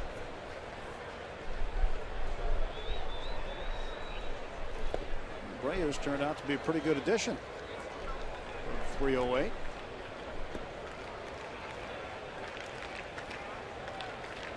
At his age, I don't think you can really, not a player you can pencil in on an every night basis. So long term, they need another answer. But so far, he's helping out when he can.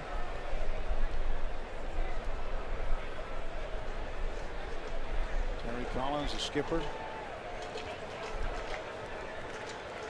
Tough day for him yesterday. No question about that.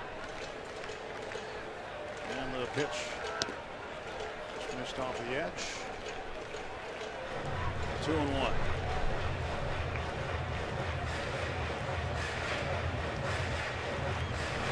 Like Edson going for a little walk there, taking a deep breath. He wanted that pitch.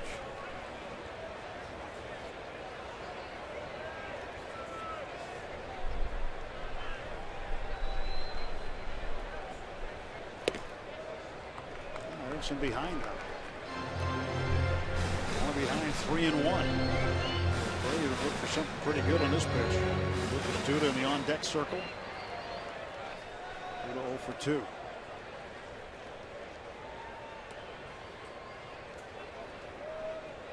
strikeouts so far for Volquez. That's a season high.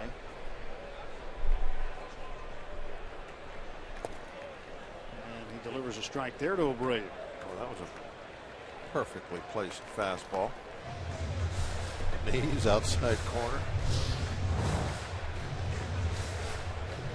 Not one you want to hit. 3-1, you're looking for the perfect pitch to swing at.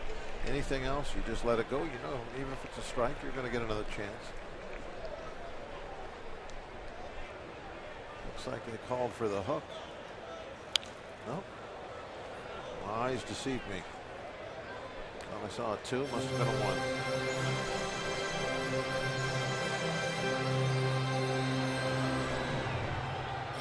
I'm going to have to put the lenses on so I can see better. I'll just look for the stickers on the fingernails. Is he wearing them tonight? Nope. Well, that would be a fastball. Here it comes. And a ground ball to Gabby Sanchez. Underhand toss to Volquez, who just barely gets there. And there are 2 away.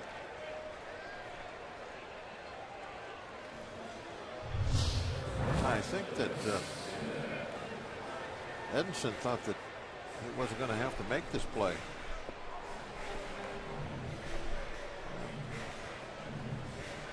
Well, maybe not, because he never did slow down, but he wasn't really busting it over there, was he? Not exactly. I mean, Abreu might be 40, but he's not in a wheelchair.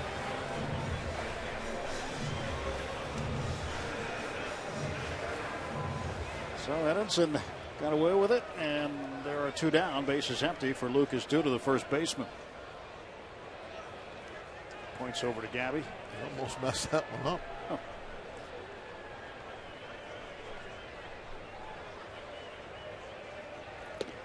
And a strike. There's the breaking ball. Lucas Duda 0 for 2, as we mentioned. 5 for 37 over his last 10 games, plus tonight. He falls behind 0-2.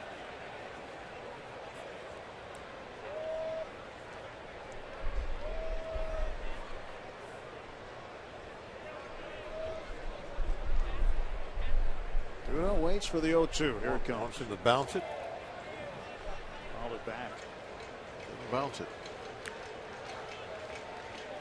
Left that one right in the strike zone. 0-2 pitch.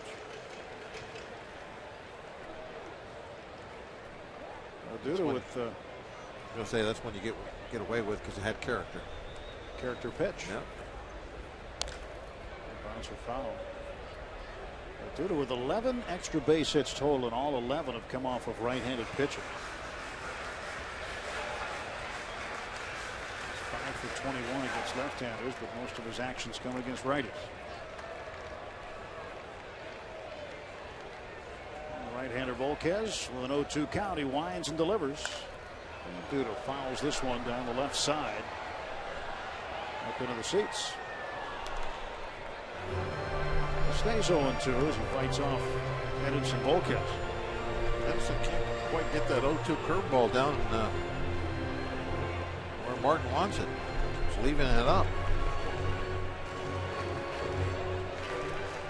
Doesn't like the feel of that baseball. In fact, he didn't want to take a chance that it might come back out, so he threw it in the dugout. If there's nothing wrong with those balls, the umpire will just put it back in their bag and they'll throw it back to you later on. But you won't know which one it is. Exactly. So he didn't want to take any chance. He didn't want that one again. There comes the 0-2 again. Back. But you might get that ball back later and go, oh, this one feels good. Yeah, nice. Exactly. Yeah, that's Where's why this ball been hiding all I mean, game? that's why the umpire keeps it in his bag. The umpire knows there's nothing wrong with it. You just didn't like the way it felt. So you might get it a couple foul balls later. It might be a different.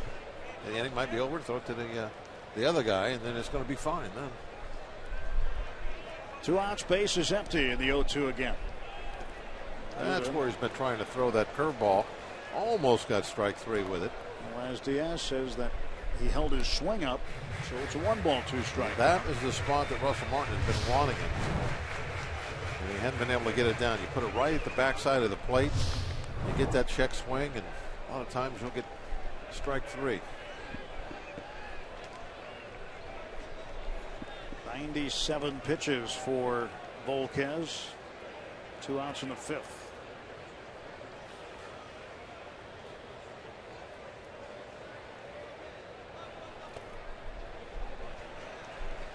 Two balls, 2 strikes.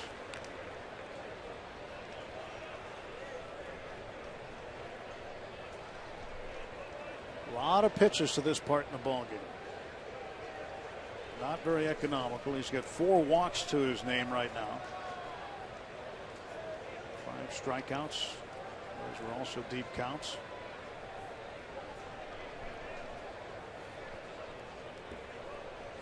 And due to 0-2, now the 2-2 pitch. And he's filled it up. 3-2. Does not want to lose him. A couple of changeups he's bounced in a row. Now that last changeup on a 2-2 pitch, he's not wanting to bounce that. He's trying to just throw a low strike with it. If it does miss, just miss by a little bit, just below the knees, that's the perfect spot for it.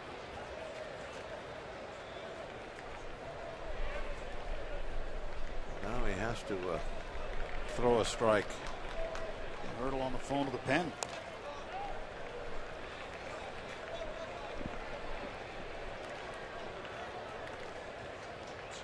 Action begins soon.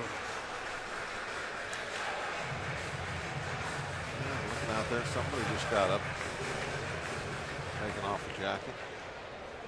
It's like Jared Hughes. Oh, Janmar Gomez.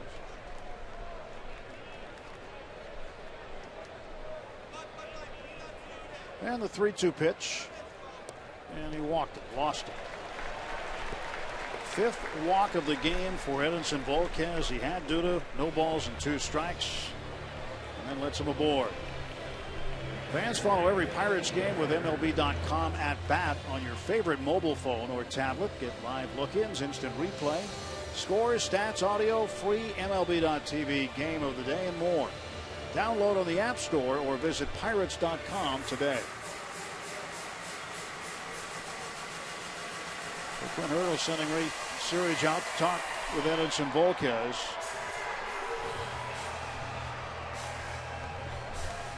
I think this is to buy a little time for Janmar Gomez. As we saw, he just now got up. And the time it takes you to, once you call time to get out to the mound, you stay out there, you chat a while, you make the slow walk back, and you're giving Gomez a chance to probably throw 10, 12 pitches.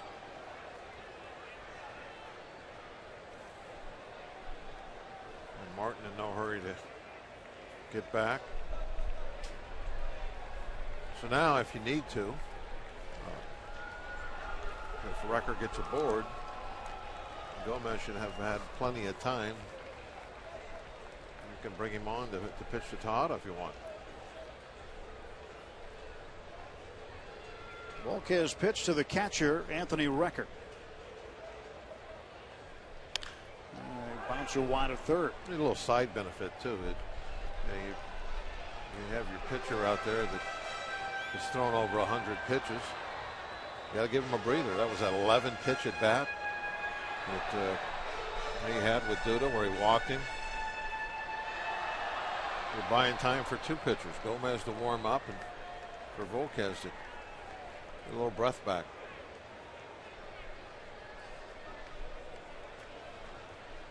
Recker 0 for 2. Struck out, flied out. Due to the runner at first base. And Recker takes inside. 1 ball and 1 strike. Recker didn't see any action in yesterday's game.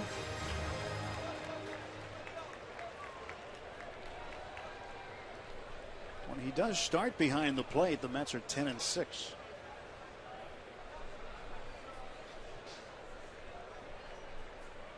And that one in for a strike. That frozen.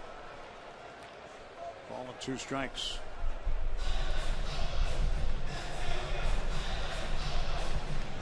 Pirates will probably see the return of catcher Travis d'Arnaud tomorrow from the 7-day concussion DL.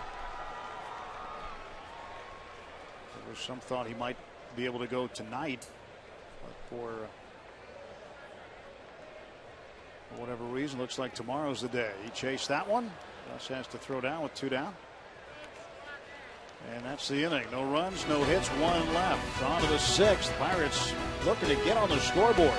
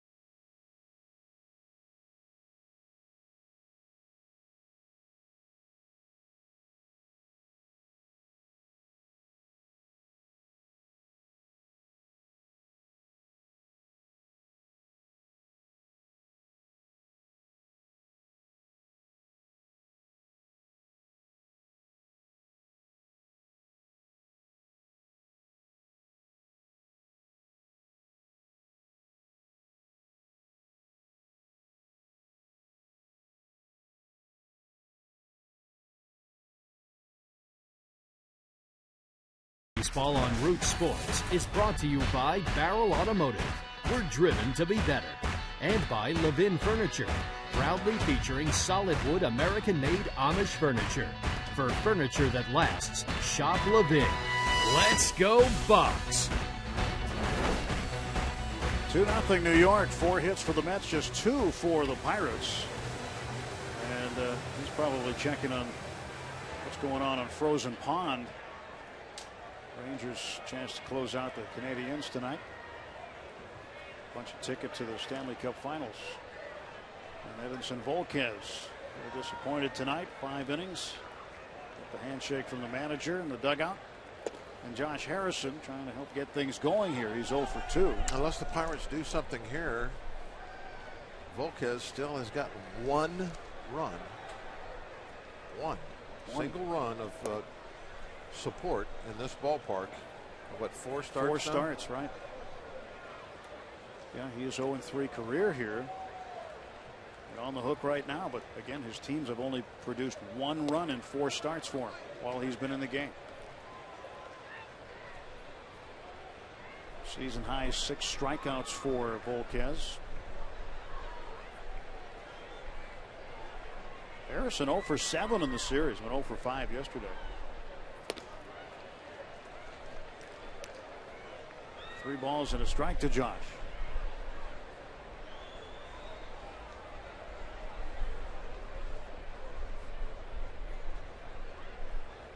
Here's the 3-1 pitch.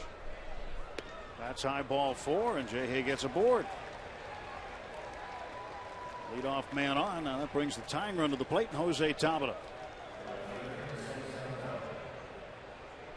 Tabata 0 for 2. Last time in the 4th, he reached on an error by Ruben Tejada and grounded out to Tejada in the 1st inning.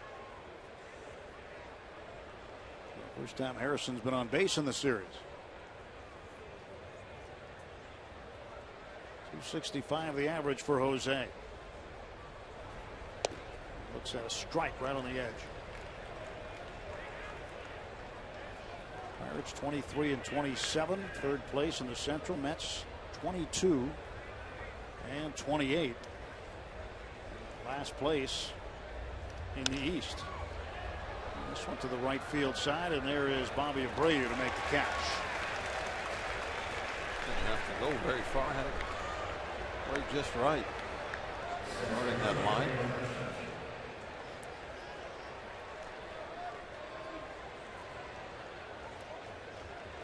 Well, Terry Collins' Mets got off to a pretty decent start in April, but May 7-17. Kind of the opposite of the Pirates. The Pirates have won 5 of the last 6, 6 of the last 8. After a horrible April. After, tough April. And McCutchen takes inside for a ball. Andrew is 0 for 2. Tie this one up, Andrew.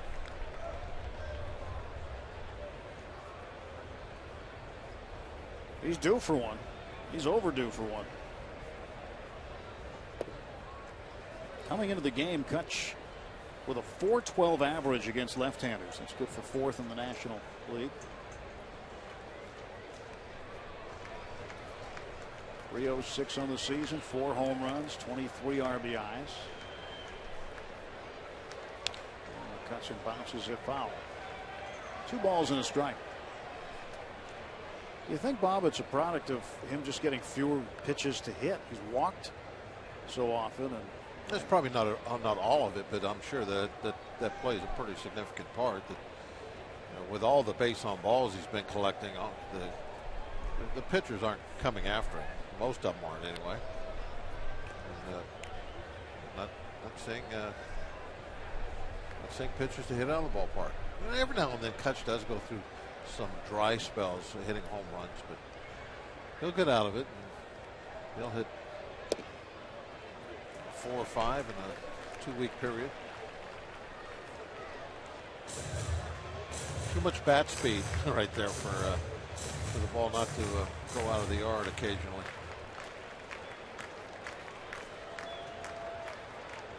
Two ball, 2 strike pitch. He'll get another.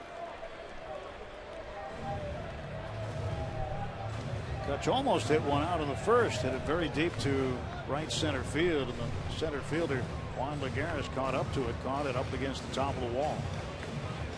It wasn't going to go out, but it would have been extra bases. Really good defensive play by the Mets center fielder. And this one popped up to the right. And that will go just over the Mets dugout. Yeah, that catch kind of set the tone early in this game for the good defense we've seen from both teams.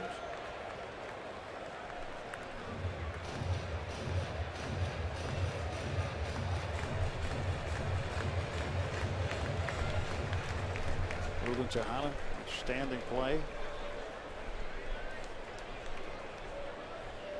Earlier in the ball game. The count is now full to McCutchen. And Tejada making the play on Walker. Gabby Sanchez on deck. 1 out, 1 on. Payoff pitch from Nice. Will wait to throw to first instead. And Harrison back.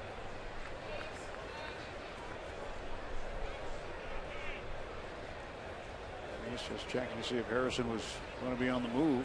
Well, Pirates did that earlier with Gabby Sanchez and got burnt by it. In the throw to first base. When Gabby took off, was it Russell Martin? Russell Martin hit the line drive out the left. Granderson caught it and put a really strong throw all the way across to first base to double Gabby off.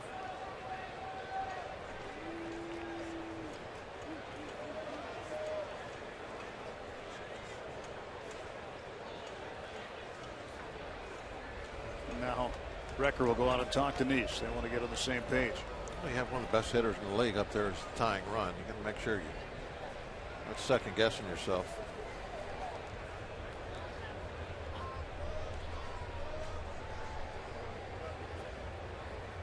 2-0 Mets, top of the 6th. Mar Gomez ready to go. He'll face 8, 9, and 1 when he starts. And there's ball 4. Now the Pirates with 2 on and 1 out. Second walk of the inning for Nice.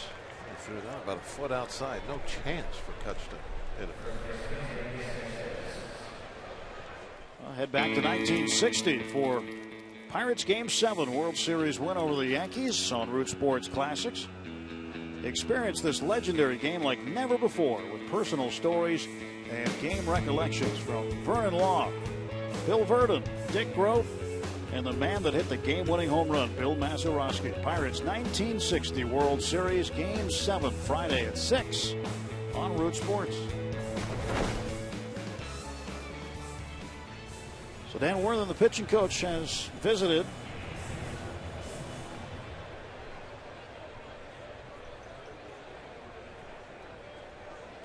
That's what you do during a visit to the mound, I guess. Check your email or text or whatever. Standing in front of former manager Casey Stengel's number.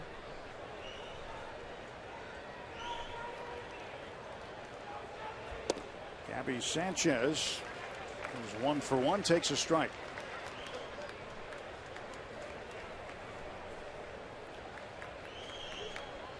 Gabby, the big hero in yesterday's game with the bat. Good speed on the base paths. Harrison. Big opportunity and right McCutcheon. here. Best opportunity so far. Just 1 out. 0-1 pitch. Gabby lets the breaking ball go. Yeah, big bender coming there. Really just center cut down the middle. It looked like Gabby for a second wanted to fire on that pitch and just held up. In the hole now. Now he's got to play some defense. He's got to get more of a 2-strike mode.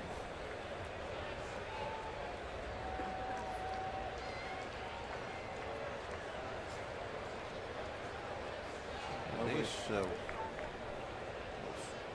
Fake the second. Look to first.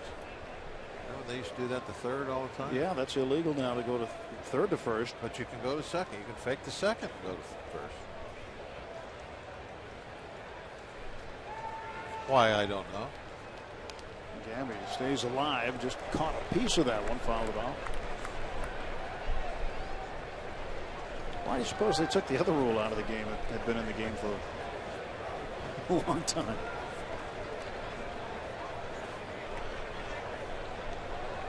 Off the third.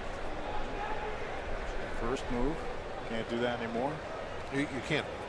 Basically, you can't bluff the third. That's what they've done.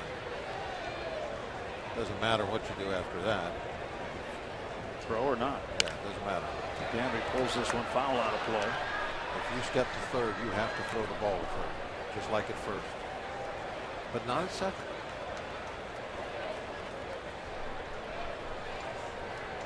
You don't have to throw the ball to second.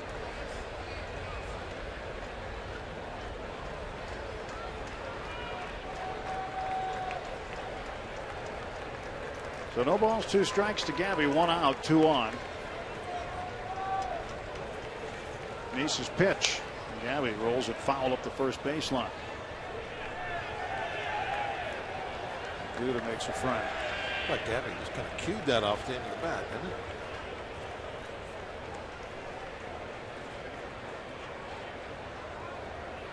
He went that way for his base hit in the 4th. Base hit to right field. I'd like to see him do what he did yesterday, his first at bat. Hit one out. That's what I'm pulling for. 0-2, just trying to make some contact. Make something happen. Oh. Shallow Garris is playing in center field. Burn him. Hit one to center. He's playing right in the middle of the Mets logo. That's about where he was yesterday when Russell Martin came up in the 9th and hit a double over his head. There's a lot of room behind him. Gabby's got as much pop as anybody on the field today. You know, the tying runs at first, too. Don't you think they should be playing a little more no doubles? That was a bouncer just wide.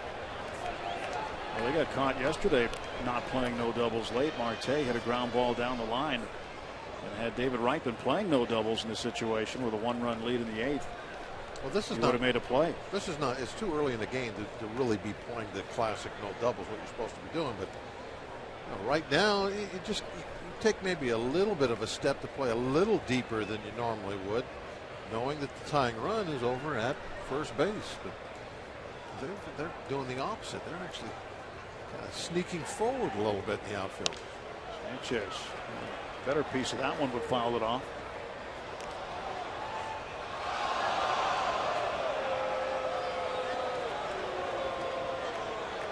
92 pitches now for John Neese. Mets have won 5 of the 9 games he has started this season. Pirates trying to spoil it. He's issued 2 walks this inning. Now been battling with Gabby Sanchez for a while. 9 pitches for a 2-2 count.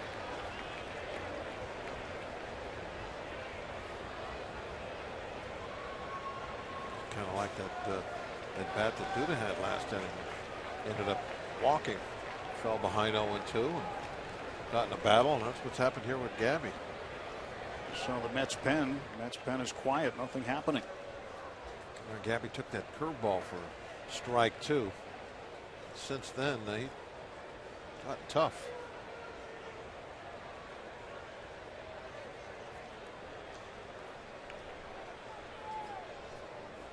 Neese the stretch and the pitch. Full count.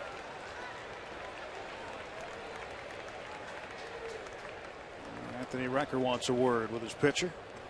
Kind of looks like Gabby's got him covered. Whatever he has thrown him, there's no check swing. That last pitch, off speed, down and away.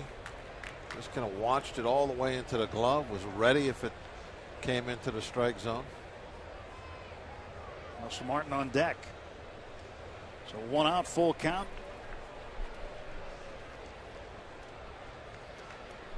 Gabby Sanchez trying to make something happen here with Harrison at second base and McCutchen behind him at first. And Gabby lifts this one in the air to left field, playable for Granderson. And there are 2 gone. He got that ball in on him, didn't go anywhere. Tried to crowd him. It was off the plate inside and down far enough toward the label that it just had no carry to it.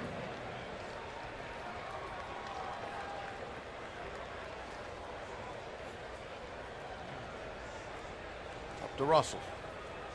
Russ is 0 for 2. Lined into a double play in the second inning and popped out foul in the 4th to the first baseman Lucas Duda.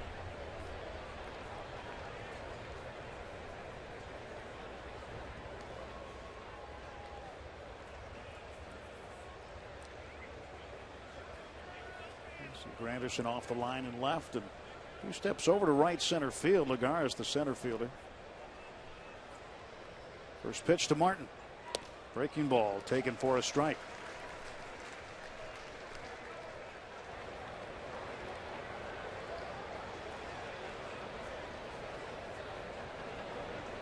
Nothing in 1 to Martin.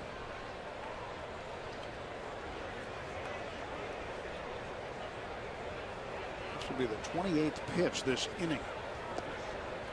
It's ball 1, 1-1. The Pirates have made Neese work. And Neese in a position now where he's probably about done for the game. Now some activity. Vic Black is called up today from AAA Las Vegas. Take the spot of Valverde on the roster, former Pirate farmhand. Neese is going to hit second next inning. And because he's worked so hard here, I don't see any way they let him hit.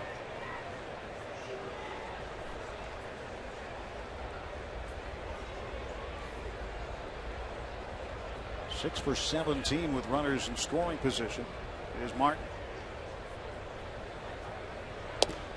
Lets that one go, and it's 3-1. Got a break on that call. You saw Russ's numbers with runners in scoring position. On the other side of the coin, batters are 9 for 39 against Neese, 231 runners in scoring position.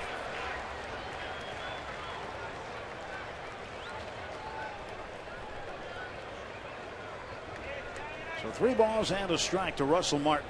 2 on, 2 out. That starter 30 pitches this inning.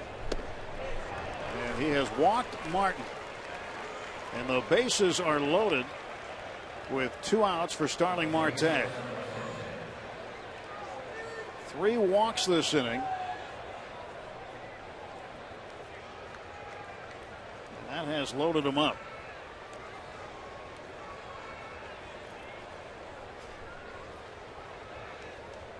And now it's time for Marte to come through. He is 0 for 2. Now, fatigue definitely comes into play when you throw 30 pitches in 1 inning this late. 30 pitches to get to 100. He's scuffling a little bit. McCutchen is the tying run at second base. Harrison at third, and now Martin at first base. The pitch. And Marte fouls it off. Nice gets in front of him 0-1. No grand slams in his career. This season he is 0 for 4 with the bases loaded.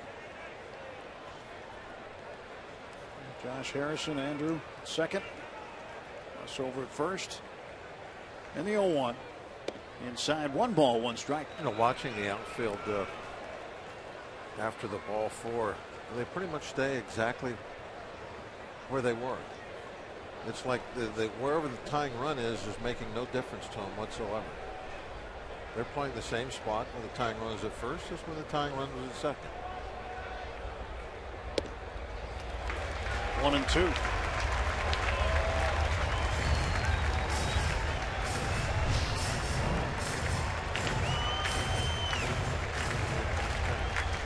Spot that fastball right on the inside edge. Looked like it was off the edge by an inch or so. That time he got the call.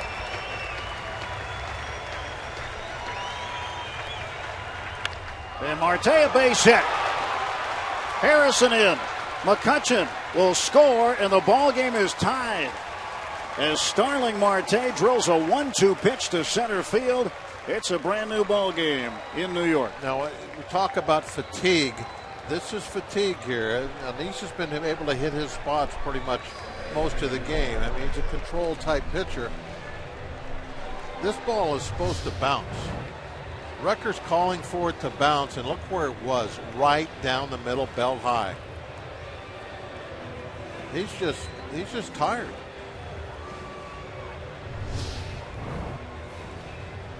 So Marte does come through. Nice is going to be relieved of duty here in a double switch. One hitter too much. He just couldn't get it done. Maybe 2 hitters too much. He could not make it. All those pitches in 1 inning, just too much for him. Nice all done for the night. 1 swing by Marte ties it up.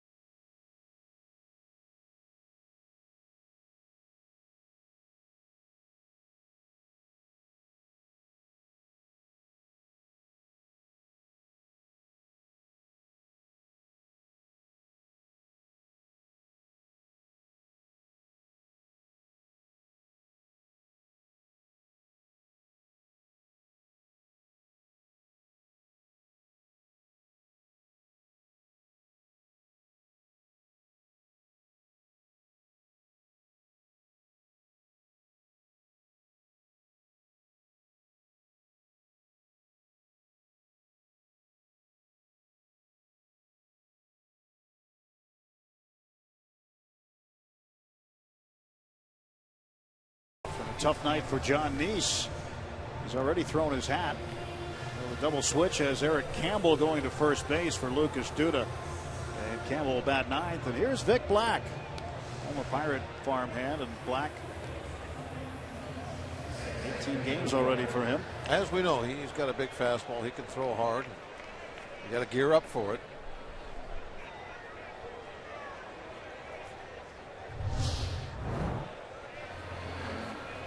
Neese not happy. This was during the timeout.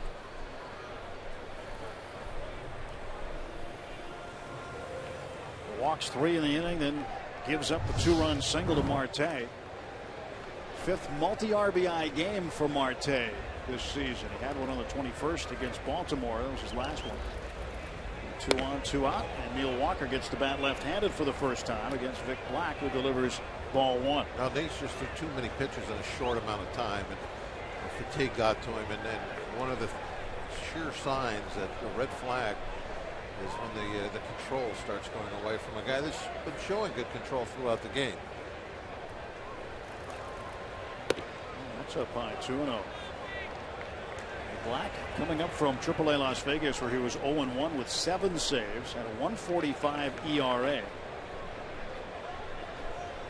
For a first place ball club in AAA. They've been winning a lot there this year.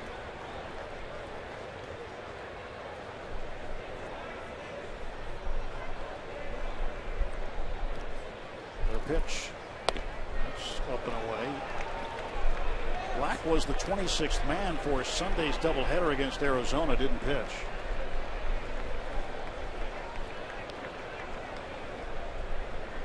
And now he's the 25th man added to the roster today.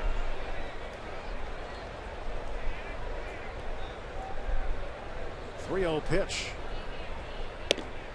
And he walks Neil Walker on 4 pitches. That's the 4th walk this inning issued by the Mets, and the bases are loaded again. And it's going to be Ike Davis with the bases loaded. And Ike has done exceptionally well with the bases loaded this year.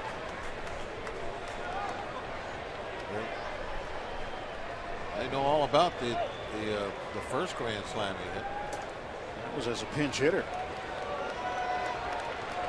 And he hit a grand slam for the Pirates. Has come through with the bases full with other run producing hits as well.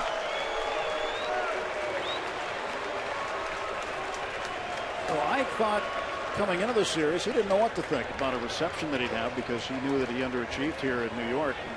Thought he might get booed, but it's been the opposite. Ike was one of the more popular Mets.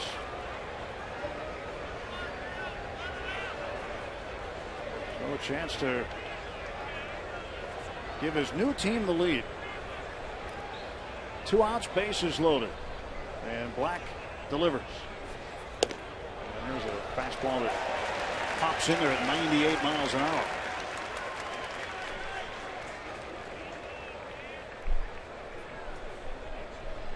Loved Davis's quote when the reporters yesterday asked him what he liked, or what the difference was playing in New York and playing in Pittsburgh. He said when he goes for coffee in Pittsburgh, he's not getting hitting tips. And he went on to say, well, maybe while in New York going for coffee, he should have listened to some of those tips. 4 for 5 this year with 11 runs batted in with the bases full. And a career .311 hitter with the bases loaded.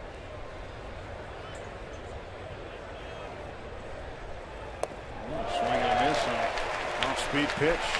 Pretty good hook. Yep. Going up in the upper 90s, 97, 98, and then you drop this on somebody.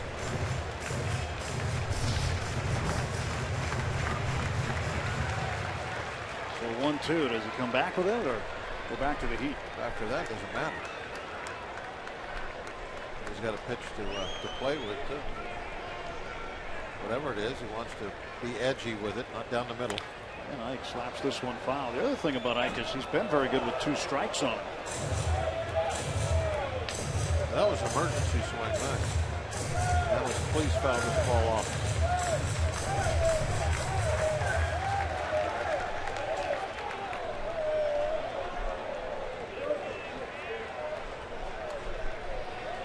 1-2. Vic Black facing Ike Davis. And Davis strikes out. And they step on home to get the force with the bases loaded. So the Pirates leave him full, but they tie it up. Starling Marte with a 2-run base hit. Scoring Harrison and McCutcheon. It's a brand new ball game at Citi Field.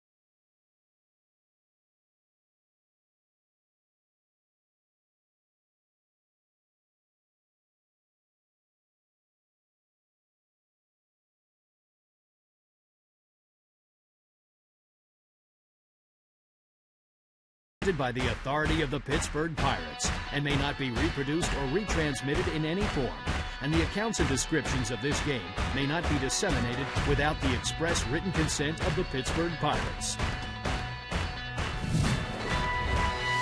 This one will belong to the bullpen now.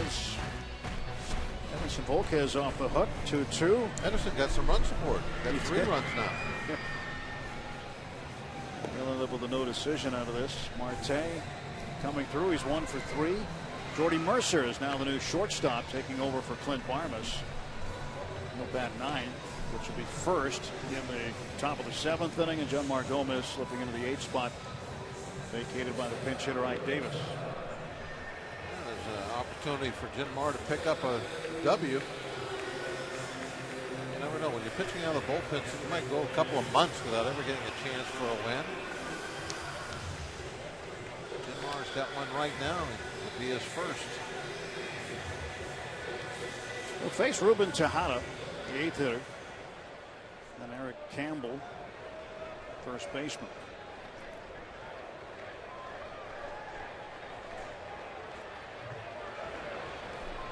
Two, bottom of the 6th.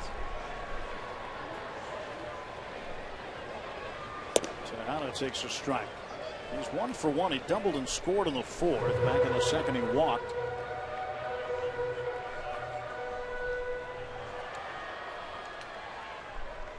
Tejada waiting for the next pitch from Gomez. The 0-1 on the way. 1 ball, 1 strike. Tejada did not play yesterday in the opener.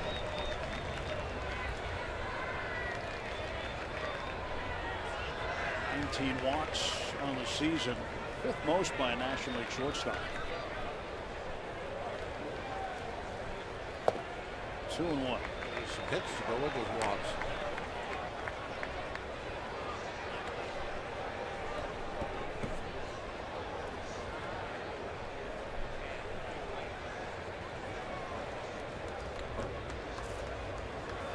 Two and 1 to Tejada.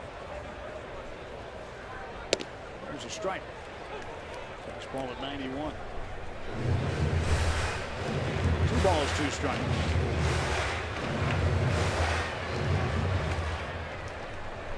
Gomez trying to retire the first man he faces in the ball game. That's always very key to get that leadoff hitter out, and you have somebody that's a A very light hitter.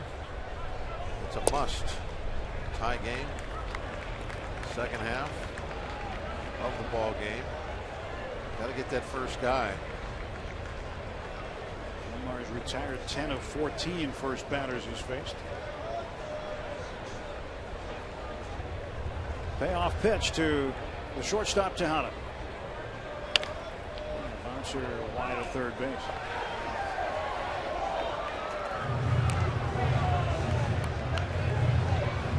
Tejada stays alive. Well, just like yesterday, Pirates were down 2-0. Came back to tie it yesterday in the 8th inning. It was a 2-2 ball game. Would win it with 3 in the 9th.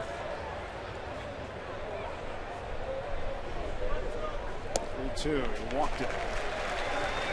Second time Tejada has walked. That's 20 walks on the season for Ruben Tejada. You get a guy up there that's hitting 202. You don't want to walk him to start the inning. Now Eric Campbell. His first at bat of the game with Tejada at first.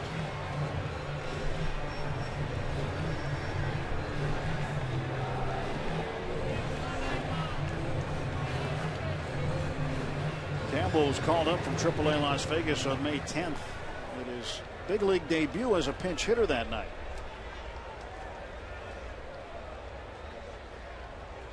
There's 2 hits over his last 12 at bats.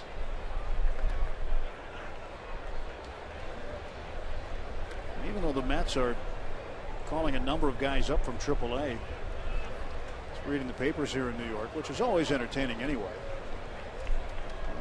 The writers who follow the Mets are saying they need to be bringing more guys up, notably pitchers. Well, they're the experts. That's their opinion.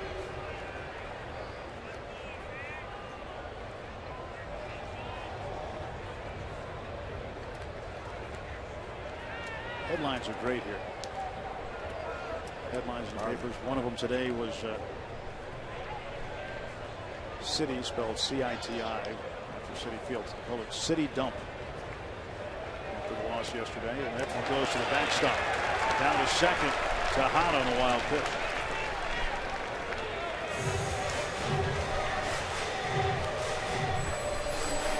Two or three wild pitches today. Beautiful. That's 3. That was a breaking ball that Wilson tried to reach out and backhand out of dirt. Now the go-ahead run in scoring position. Nobody out. Wilson's having a hard time being the wall today.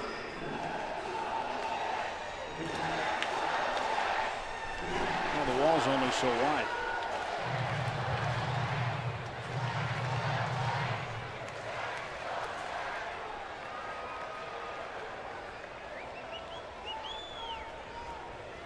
Campbell at the plate. 1 ball, no strikes.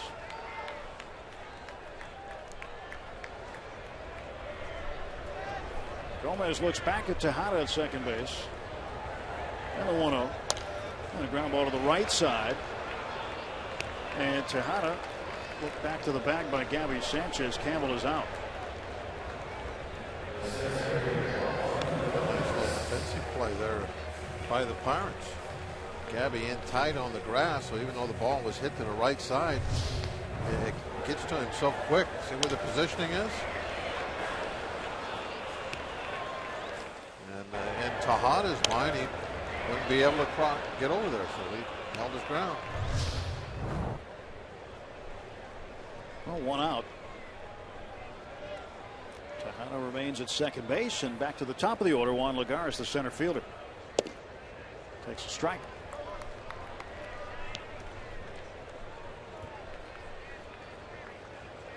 Lagares 1 for 3, an RBI double.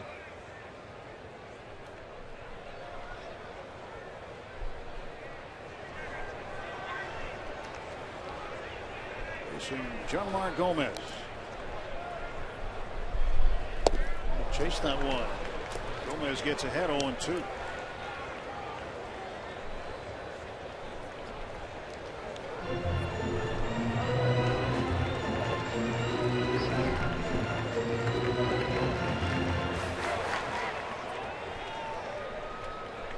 balls, 2 strikes.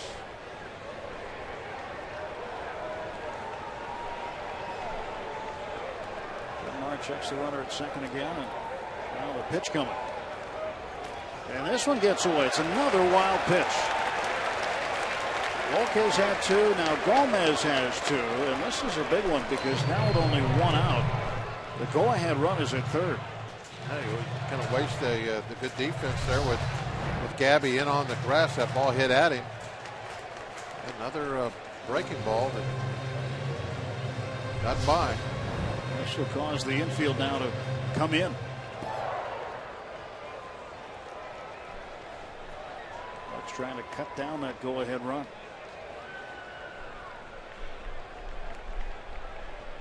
1 ball and 2 strikes.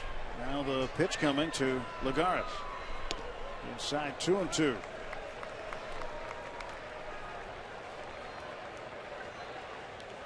Justin Wilson getting ready.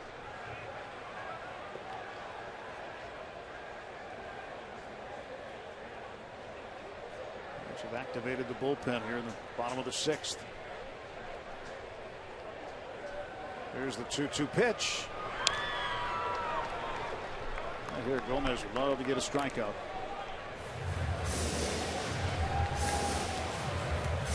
Guys could make an out without putting the ball in play.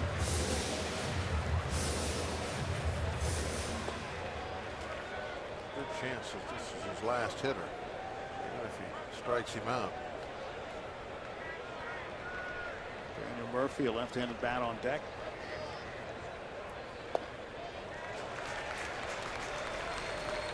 Count is now full.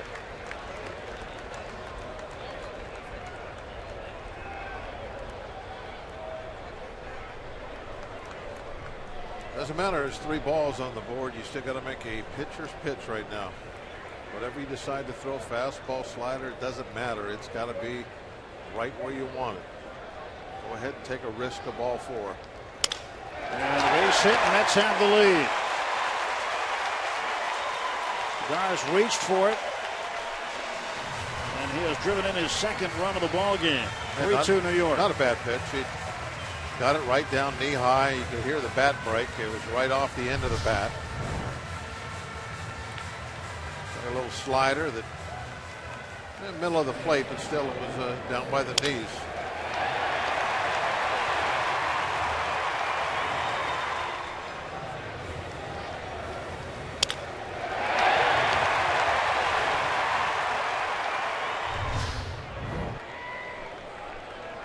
Two for 4 tonight for the Mets center fielder. 1-run ball game. 1 out, Murphy the hitter. And this one is a fair ball down the line. Lagares can run. And Lagares is going to get sent. Here's the relay. It's cut off by Sanchez. Another run in for New York.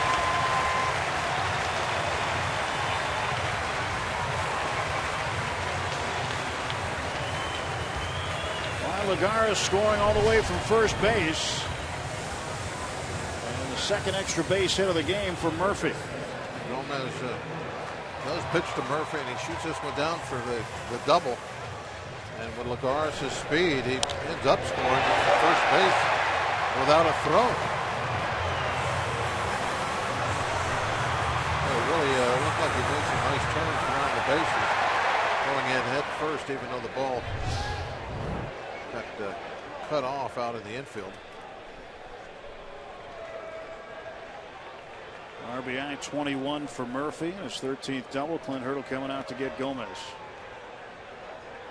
Genmar Gomez gives up 2 here in the 6th on a walk and 2 hits. And he is finished for the evening. And the Mets find themselves back up by a pair of runs.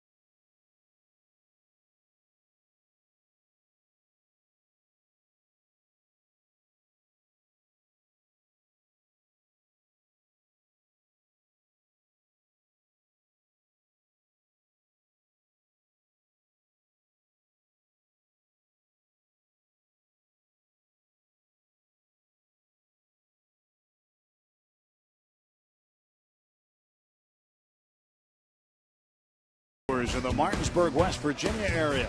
Thanks for watching and rooting on your Pittsburgh Pirates. All of us at Root Sports and the Pirates appreciate your support. Let's go Bucks. Bucks need to get going. They just given up 2 runs. Jean-Marc Gomez, just a third of an inning. He's still responsible for Murphy out at second base. 2 hits, a walk, no strikeouts. And now it's a 4-2 lead, and Justin Wilson inherits Murphy at second base. Hard throwing left-hander will face David Wright. Trying to get him out. And Granderson after that.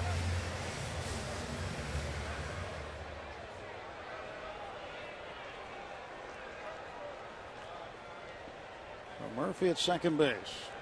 Screened by third base coach Tim Tuffle. Had a flashback. I thought Tuffle was leading off third. No. Well, it was in Shea Stadium. Would have been in another ballpark. You're right. That was the view that we always had, sitting in that third base dugout. Well, at some point in his career, he might have worn the helmet with no flaps, but not in the big leagues, probably.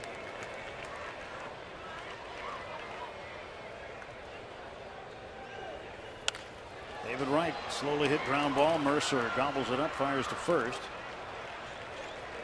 And down to third base goes Murphy. And David Wright is 0 for 4. 2 men out. Now Wilson will face the left fielder Curtis Granderson, who's 0 for 2.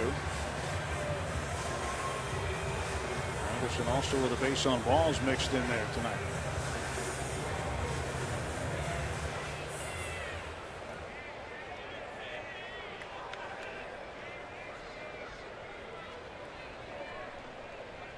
Here's the pitch to Granderson. It's inside for a ball.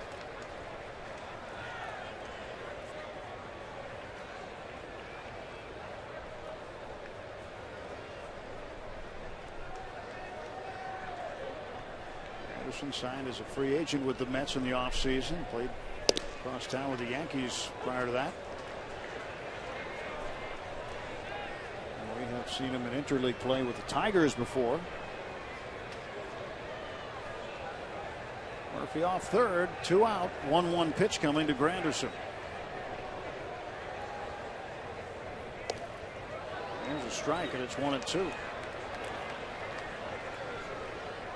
If the Mets are going to make any noise in the National League East, you would think Granderson will have to pick up his game.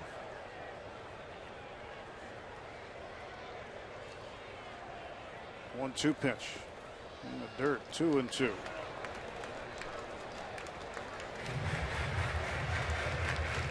Granderson made his debut in the big leagues 10 years ago with Detroit.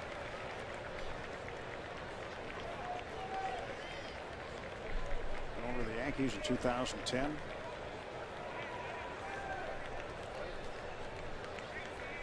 Two-two pitch. And Granderson for the third time tonight goes down swinging. 2 runs come in. It's a 4-2 Met lead.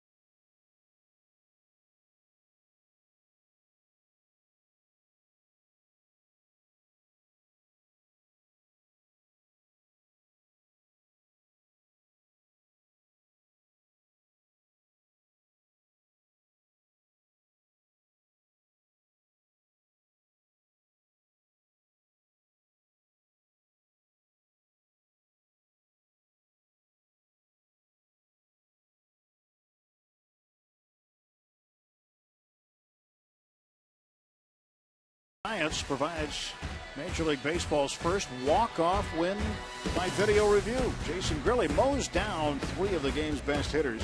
And there's a lot more to see. It's Inside Pirates Baseball, presented by Allegheny Health Network, tonight after postgame on Root Sports. Hello, Bob Walk and Robbie Inch-Mikowski. I'm Tim Neffert. 4-2 New York. And Juan Lagares Knight, he made a tremendous defensive play in the first inning. He was robbed by Andrew McCutchen in the third, and then has a couple of hits, a couple of RBIs, and Murphy. 2 doubles tonight. None of that matters because now it's the Pirates part of the game. 7th inning on. Jordy Mercer leading off. That's where the Buccos shine. Jordy's first at bat of the ball game.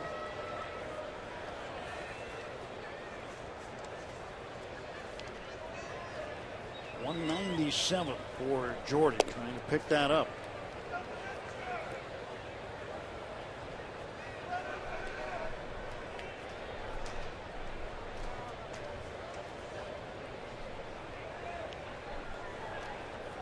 .2-0 pitch from Vic Black. That's in for a strike. 2-1. Black's got a pretty heavy fastball. We saw one at 98 already. That one at 96. We need to get our inning started like the Mets did. Get that leadoff hitter on. And Jordy, ground ball toward the middle. Tejada is there. 1 down. Pirates trying to come back.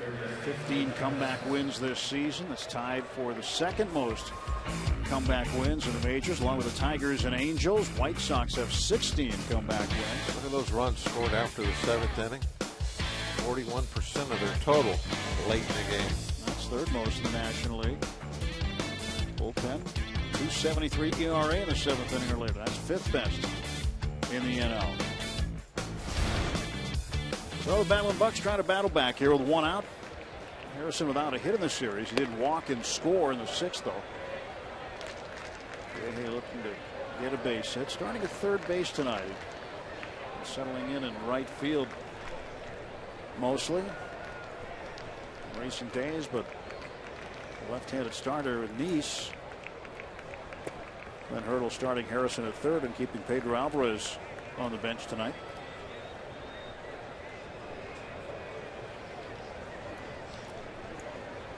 Two balls, no strike. Jay Hay has certainly provided a spark over the last couple of weeks. I don't think it's a coincidence. The Pirates are playing that real good baseball of late. When Jay Hay kind of started getting the motor running.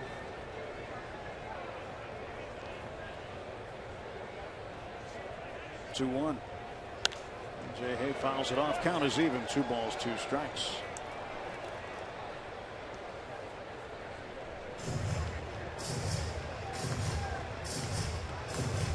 Not all teams can do it. It's almost like a luxury, but if you get that leadoff guy that's always getting on, good speed that pitchers have to worry about. Right at Lagares. There are 2 out.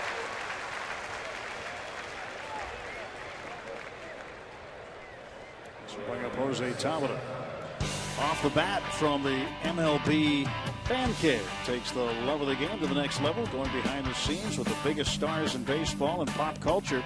Tuesday nights at 11 Eastern on MTV2. Earlier today, Pedro Alvarez was in the MLB Fan Cave, and he'll be featured on tonight's episode.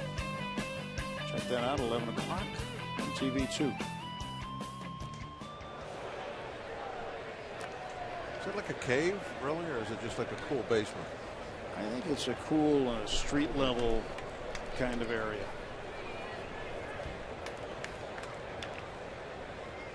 It's really a studio. I know. It's got a nice name, Fan Cave. Yeah, Fan Cave's great. Players occasionally will stop by there. New York's a great place to have it because you get teams from the American League and National League coming in. Our Root Sports Studios in Pittsburgh have to have a cool name like that. How about the Root Cellar? Ooh. Nice. Catch getting ready on deck. Hopefully he can come up with top on base and represent the tying run. I spent some time there last season when the Pirates were in town to play the Mets. It was at Fan Cave. The root cellar, I like that.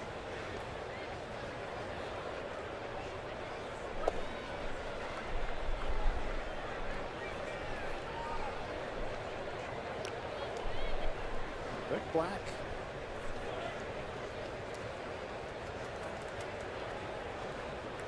He came this way when Marlon Byrd came the Pirates' way. He has a great arm. He's got a chance at a successful career. Jose thought that was a little bit high. Count is full at 3-2. Up at the top of the zone. Watch where this ball hits. It's going to be up right at the edge. Yep. Like it went right across the bottom of the 3 and the 1.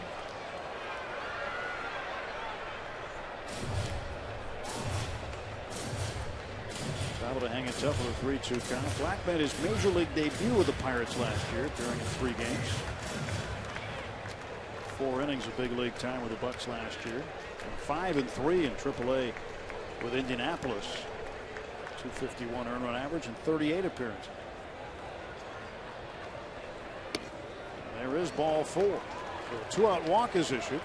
That'll bring the tying run to the plate and Andrew McCutchen. What we wanted. And Andrew up there positioning to do some damage. And hopefully get him some strikes.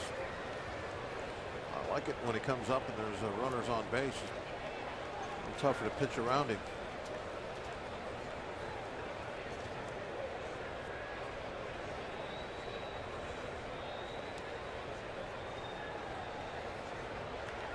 Four-2 Mets, 2 outs, top of the 7th.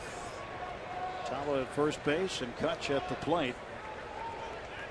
Kutch 0 for 2 with a walk. And he will take a strike.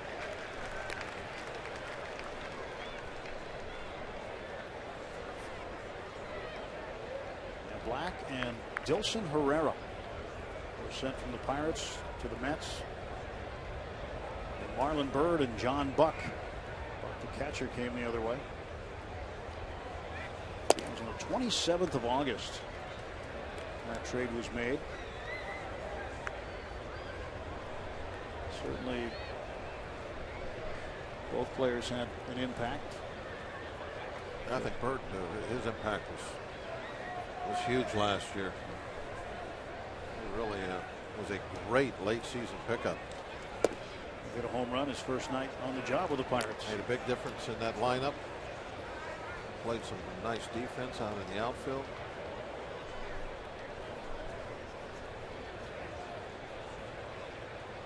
He had an edge in warming up.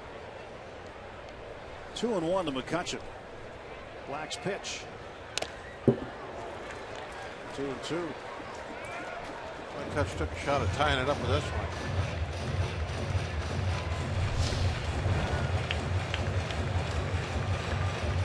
Big cut. Anthony Recker felt it just a little. The one advantage you have when you're going against guys that got the big fastball, you know when you get up there to hit, you're going to see probably 2 or 3 of them that are going to be somewhere close to that strike zone, hopefully in the strike zone, that you can get a big swing at. McCutchen to right field. That's going to get down, cut off by Abreu, and into third base goes Tabata. First hit for McCutchen tonight, and the Pirates with 2 outs have runners at first and third. Tying run is on. Trying to go fastball away and up a little bit, 98. Great bat speed that McCutchen has, and almost shot the gap. You know, these first 2 games here in New York, I've been pretty impressed with Abreu. Even at 40 years old, you can see where he's lost a little running speed out in the outfield, but still he's positioned himself well. Did a nice job getting to that ball. Quickly got it into second base to make sure that Tying run did not get to second. He definitely has the smarts of a long career.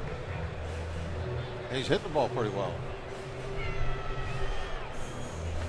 But we were talking earlier, probably not the long-term answer. They need to find some youth. He's a short-term fix right now for the Mets. Van Worthen back to the first base dugout. McCutchen being held on by Eric Campbell. Talbot at third base. Gabby Sanchez at the plate. Gabby's 1 for 2 tonight, singled in the fourth. He walked back in the second. Now, just as Kutch did. Now Gabby's got a chance to cheat to get to that fastball. Start the bat early. Look for it. Even though it's got a lot of velocity, if you're sitting on it and not worried about breaking ball, you can go get it. Drive it somewhere. Now, if you fall behind in the count, you lose that ability. Then you have to play a little defense. And you have to try and protect. But if you get the count in your favor, you know you're going to get that fastball from the hard throwers.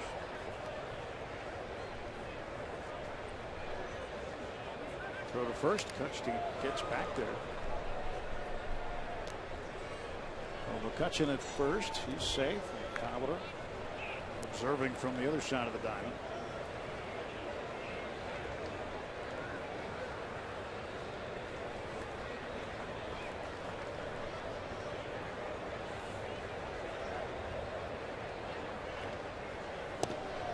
One ball, one strike to Gabby.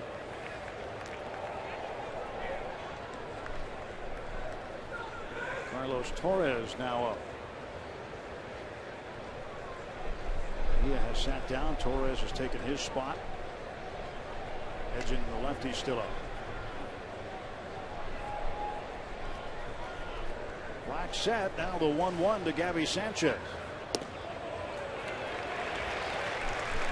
And that is strike 2.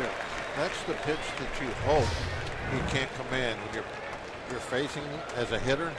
You don't want him to be able to drop that hook in on you.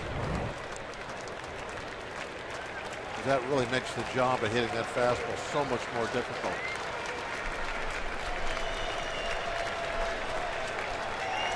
Go to first.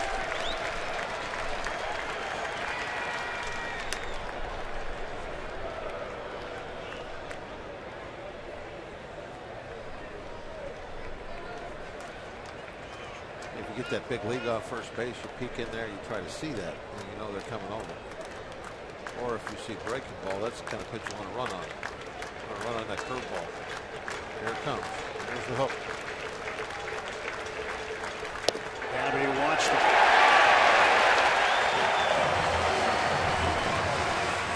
Sanchez goes down looking. 4-2. Stretch time in New York.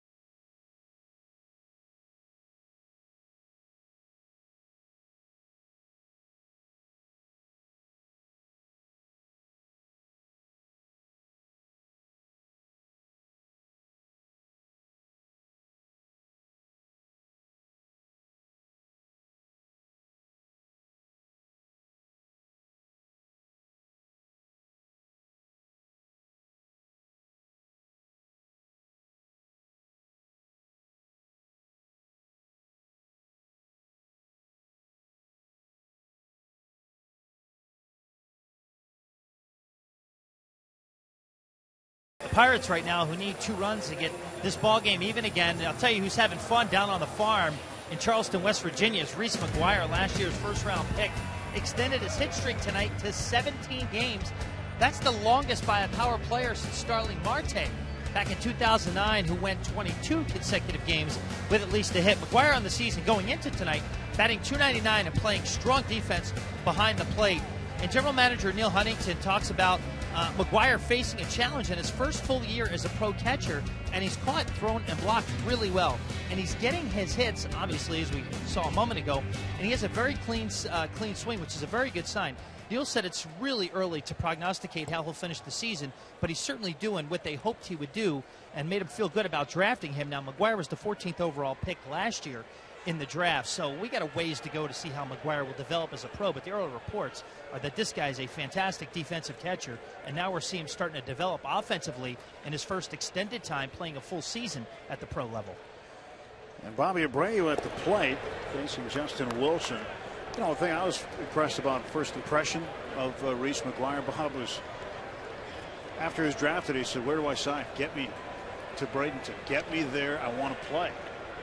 Yeah, you'd love to have that attitude. He just wants to get in the system, and yeah, he knows the quicker you get down there, the quicker you start playing, the quicker you're going to get to the big leagues. If you have confidence, is that where you're going to end up? Then, hey, let's go. Let's get the process started.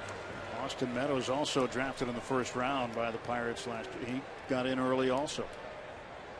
Not as early as McGuire. McGuire wanted to get there as soon as he hung up the phone after he learned he was drafted. One ball, 2 strikes, and the pitch. And Abreu lifts one high in the air to left field. Marte has room. 1 out. Abreu now 1 for 3. Abreu in his mind thinking, a few years ago maybe. might have got that one out.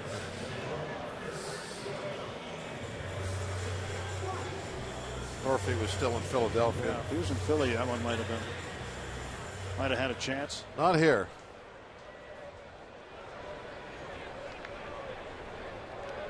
Chris Young. Shea was always a good Pinch place to pitch. So since we're in the same spot, the City Field, almost identical. Good place to pitch. Chris Young takes ball 1. He's hitting for the pitcher, Vic Black.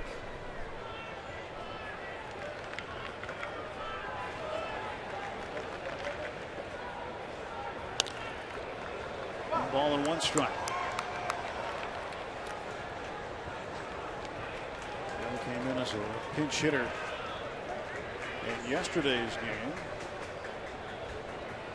0 for 1.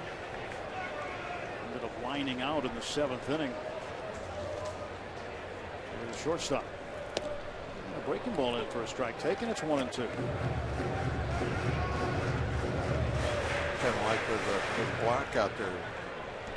Same thing with Wilson. He starts bending that curveball in on the hitters. Really makes it tough on him when he throws the fastball. 87. Slider. Yeah, Young way out in front.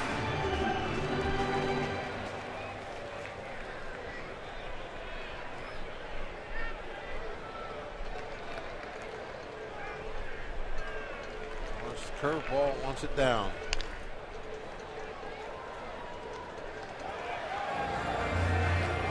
Young had some groin issues in a series against the Washington Nationals to start the year, and was placed on the disabled list. Had to go down to AAA and rehabilitate. 3 games down there. Rather over there because it's out west in Las Vegas.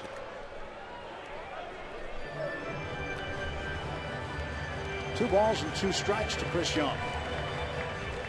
Backup outfielder.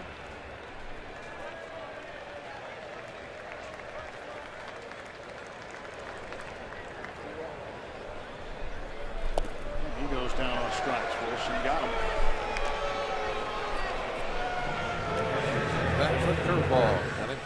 2 men down. Let's take a look now at our AT&T fan photo. You keep those submissions coming in. Hashtag Bucks fan photo on Twitter. Phil Amos. CQ. And Corey Lynn. They're showing their Pirates pride at home on the porch. How about that one, Bob? From Bill Hayes. Very nice.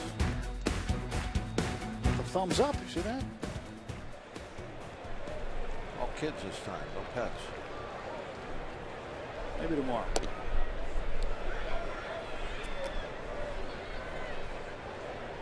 Record takes a strike. Record struck out twice and flied out 0 for 3.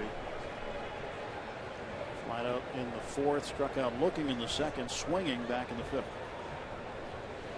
Bottom of the 7th, 4-2 Mets lead.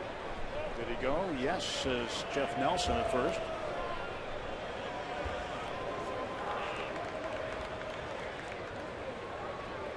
Russell Martin will lead off the 8th inning. It'll be Martin, Marte, and Walker.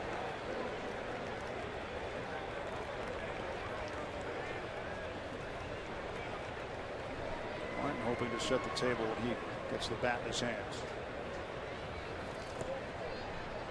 1 ball, 2 strikes. Base is empty. 2 outs. A 1-2 count on record.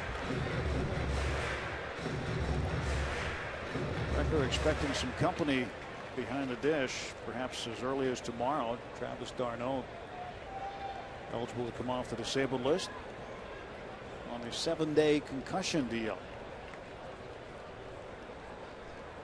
And down on strikes goes Record. 1-2-3 go the Mets. Justin Wilson strikes out 2. On to the 8th inning.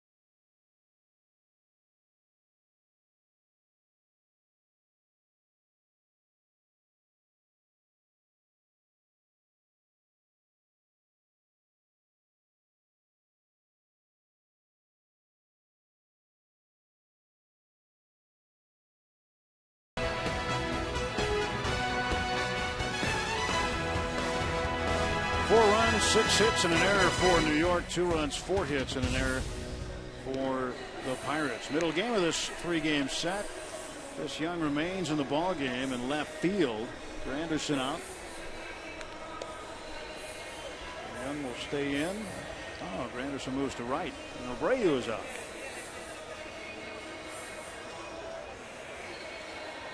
And the new pitcher is right-hander Henry Mejia. I'll take a quick gander at Mejia's numbers. He was moved to the bullpen on the 12th of May. Since then, he's been pitching very well. Hasn't given up an earned run in relief yet. We'll try to hold the fort. Yes, Martin, Marte, and Walker facing the right-hander Mejia at the top of the 8th inning. Mejia out of Santo Domingo in the Dominican Republic, 24 years of age.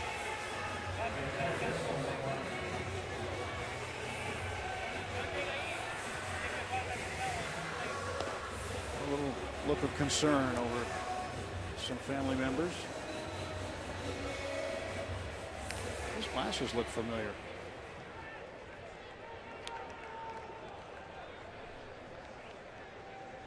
Russell Martin without a hit tonight, 0 for 2 with a walk.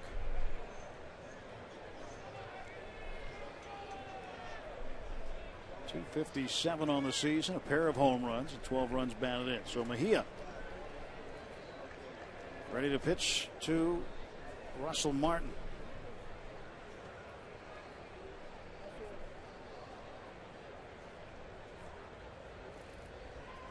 And a swing and a miss, strike one. Mejia hasn't allowed an earned run in 7 relief outings, covering 7 1/3 innings. Pitched in both ends of a doubleheader against Arizona over the weekend on Sunday. He was busy Sunday. Unavailable yesterday for Terry Collins. One ball and one strike.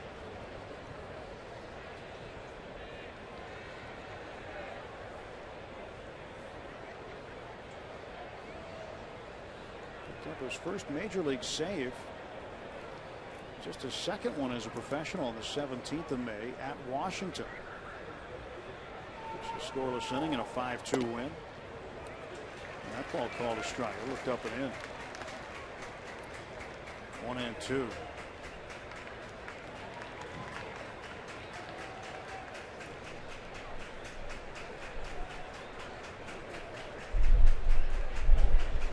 Two-strike pitch from Henry Mejia coming. And Russ watches the breaking ball. That one just kind of floating in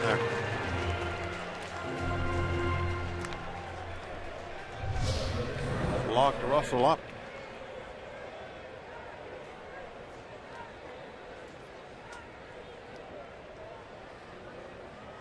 See that front hip? Started to open up and just came to a stop. Thinking that ball was going to be high, I think. Well, Marte came through with a 2-run base hit in the 6th inning. Shows bunt takes a ball. Marte 1 for 3. Just a reminder, as you enjoy a cold one, look forward to Miller time later in tonight's game. Brought to you by Miller Lite.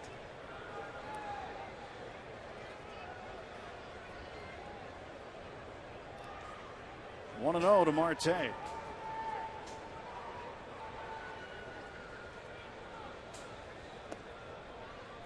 Two balls, no strikes.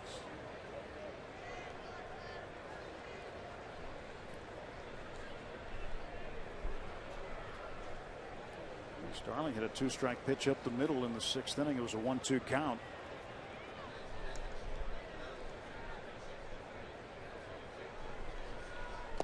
And it's 3-0.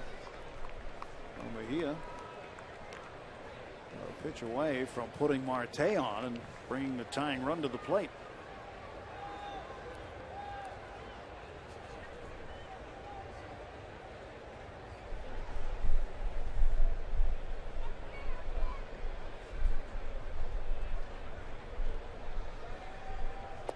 That's ball 4. 4-pitch walk to Marte. Marte doesn't walk too much either.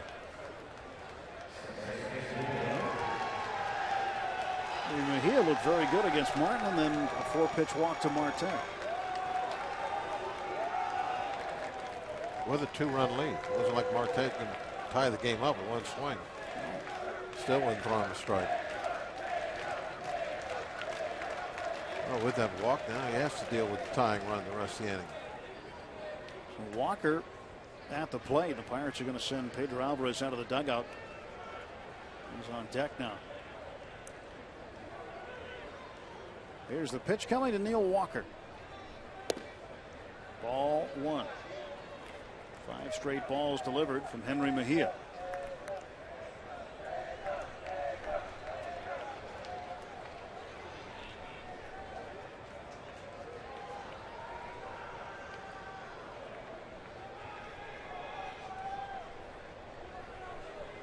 Pitch. And Walker, a base hit to right field. Marte's going to turn second. He'll head for third. And the Pirates with runners at the corners, 1 out. And with that base hit, Neil Walker extends his hitting streak to 7 straight. And this is going to bring Pedro Alvarez to the plate. Mejia set this up. Got base on balls. Yeah, this is what you're always hoping for with the comeback tries is get some opportunity to bring a power type hitter at the plate with either tying or the go ahead run. In this case, Alvarez puts one out. Pirates have the lead. Correct that hitting streak number. It's 8 straight for Walker. Remember, he was part of that scoring change earlier today. Major League Baseball giving him a double. That game against the Orioles took the error away. So now 8 straight for Walker. And here's Alvarez, first at bat of the ball game.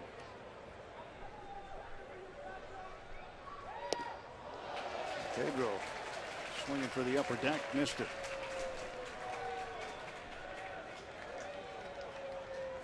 I would like to have seen how far that would have went.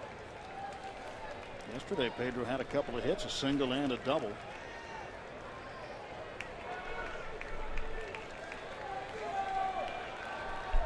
Oh, 1 from Mejia. And Pedro down in the hole, 0-2.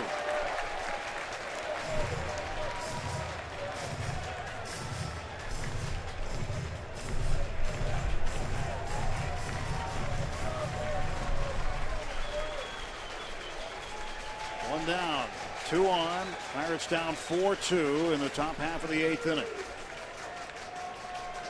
Henry Mejia stretch. That's right-hander, comes home. It's outside for a ball, a fastball. Like he just kind of showing that to him, put it off, played away. Didn't have all that much on it either. 88 miles an hour. He was well ahead of the count.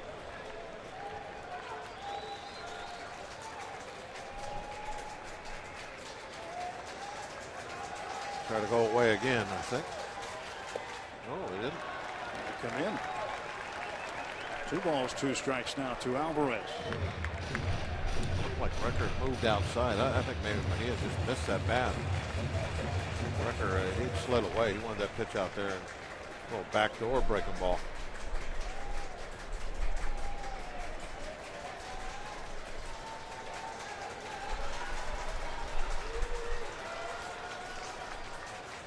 Here comes the 2-2. And that one is in the dirt. And a full count. Blocked by a Record. Seen this happen a couple of times today.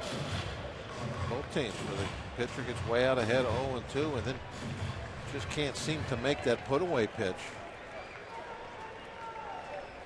It ends up being a full count. That'll come to him now. Throws ball 4 in this instance. Tying run is in scoring position.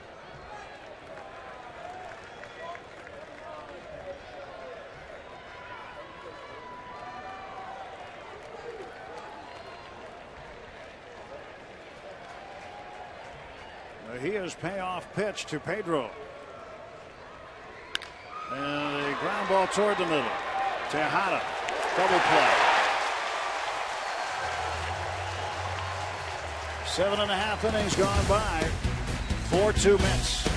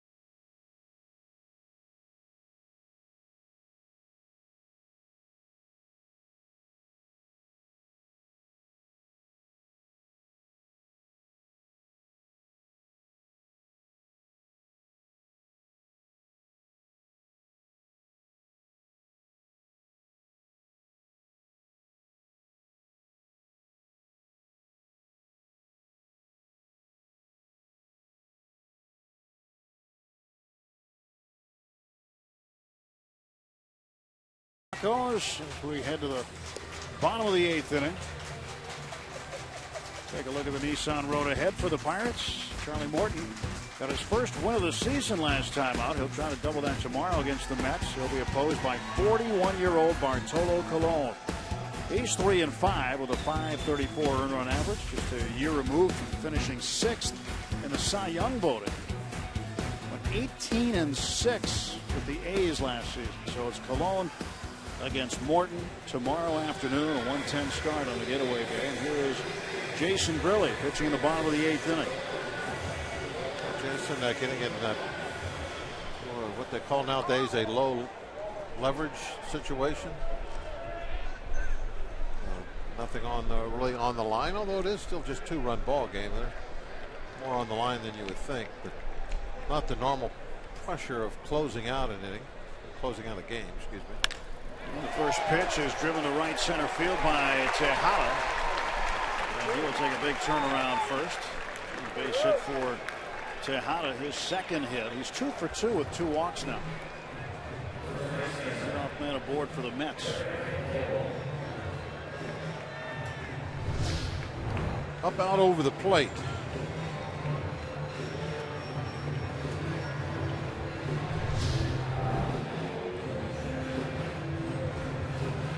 Tejada's been on base all 4 times tonight.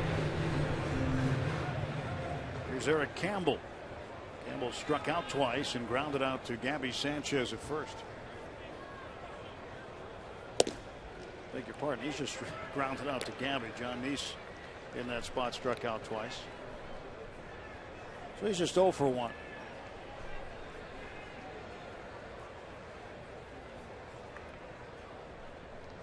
Nothing in 1 to count, 1 on, nobody out. Foul back, 0-2. Grilled cheese pitching the soup. I'm hungry. Well, soup goes well with cheese on most occasions, but not so much tonight.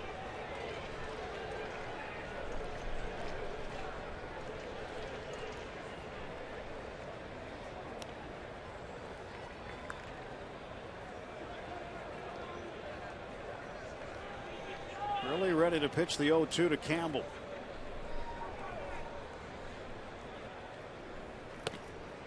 One ball, 2 strikes. Quick turnaround tomorrow, 1 o'clock game, as we mentioned. Morton and Colon, and then on the Big Bird out west. 4 games with the Dodgers coming up. Starting in 2 days. And here's the base runner stealing second on a polo. First stolen base of the year for Tejada. A great kick of that ball out of the dirt by Martin. An awfully big jump, though. Martin decided not to toss it down there.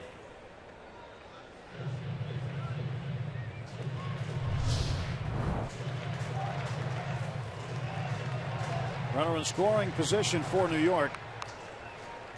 2-2 count on Campbell.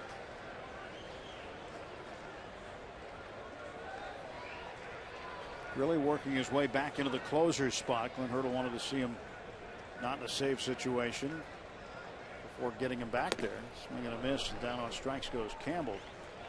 1 out. He was talking about his bullpen today. He likes it best when Grilli's closing. Nice location on that fastball. Came up, got the chase on it. That was a big strikeout.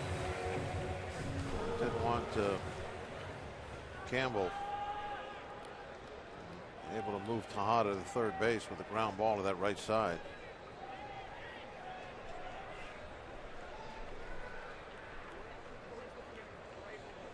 Lagares a big game. 2 for 4. 2 RBIs. Single and a double. He's also scored a run. And he'd easily be 3 for 4 if it wasn't for Andrew McCutchen in the 3rd inning making the catch of the game. 0-1 to Lagares.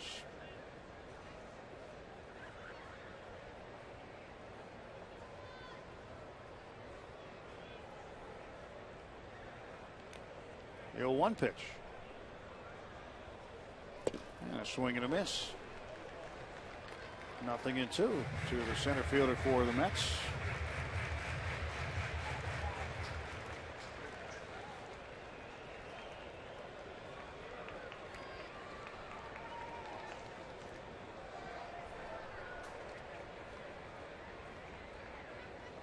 Pirates are in a stretch of 16 games in 16 days.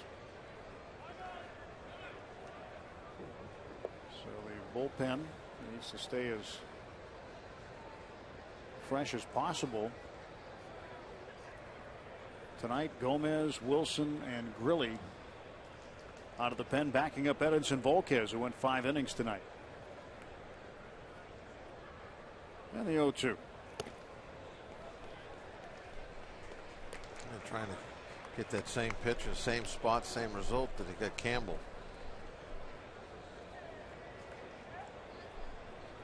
It's important for really not only to show that physically it's feeling good and the velocity and everything is fine, but you want to see that location, make sure he's putting the ball where he wants to.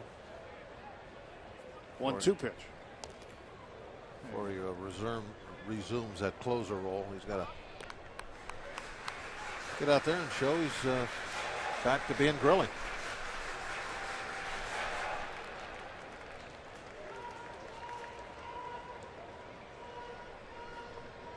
Grilly pitching the bottom of the 8th here tonight. Pirates down a pair of runs. Juan Lagares at the plate. 1 ball, 2 strikes.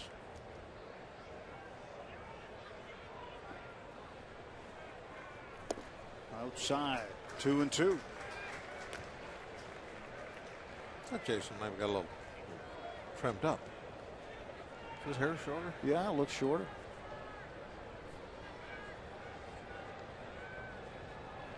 On the DL, you get time for a haircut.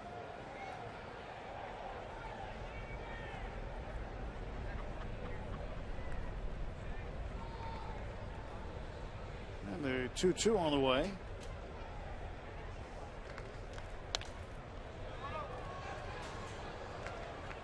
3-mile-an-hour fastball fouled off.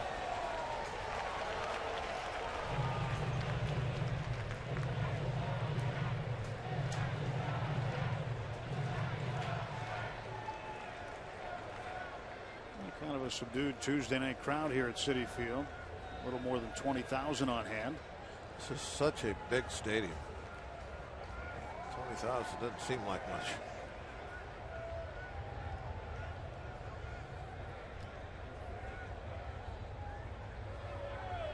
Huge scoreboards. It gives you that old feeling of being closed in, like the old ballparks that were just a big circle.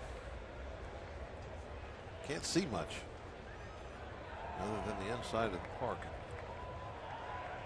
And an occasional plane on approach. Pitch outside, and it is 3-2. Although we haven't seen much air traffic into LaGuardia the last 2 games, so maybe they're on a different pattern.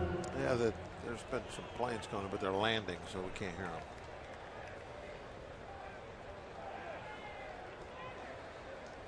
Daniel Murphy waiting his turn.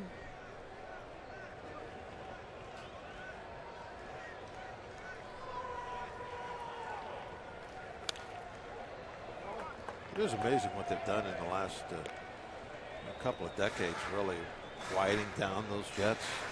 Yeah. They used to be so incredibly loud when they were taking off over the ballpark. The technology and the new jet engines, they're still noisy, but not anything like they used to be. Some days here, just depending which way they're going, you can't even hear them. Lagares chases that one and strikes out. So really with his 2nd strikeout. Now he will face Murphy.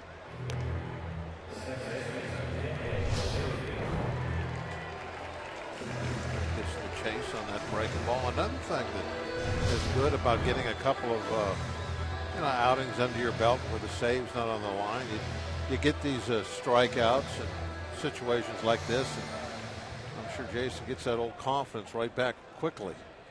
Because that's a lot about being a closer. You got to believe in yourself to make that tough pitch in a tough situation. And there can't be any negative thoughts going on.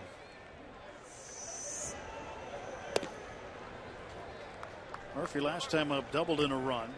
He doubled and scored in the third. He's walked and reached on an error. So 4 times he's been on base. And nothing builds up that confidence too, like striking out some big league hitters. It doesn't matter, how you're throwing the ball in a simulated game or in the bullpen or any of that stuff. You get out there against the big leaguers and you start racking up some Ks, and you know you're just fine.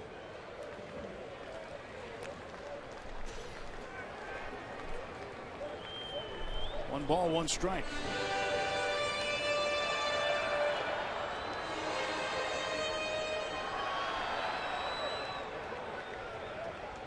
Really would like to get Murphy here and keep Tejada right where he is. Get the Pirates to the bat rack in the 9th.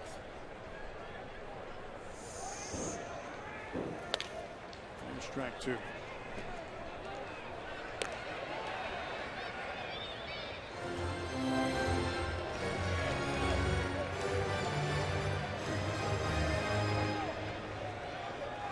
guys get the wrong shirt on. He's hearing about it too. You can bet. Enemy territory.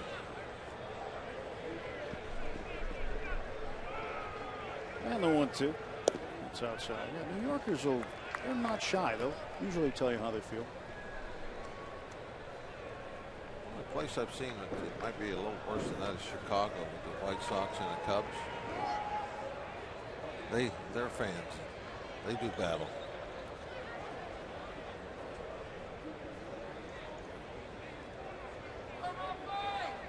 Curley's 2-2 pitch. Swung on and missed. Strikes out the side. Nice.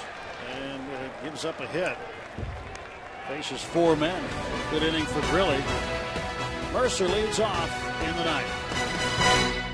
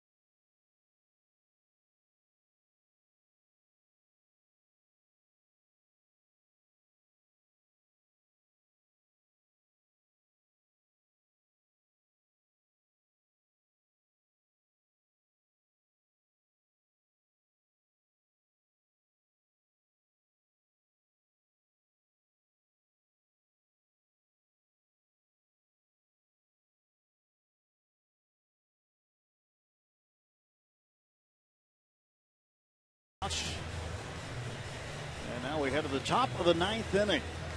4-2 Mets lead. Travis Snyder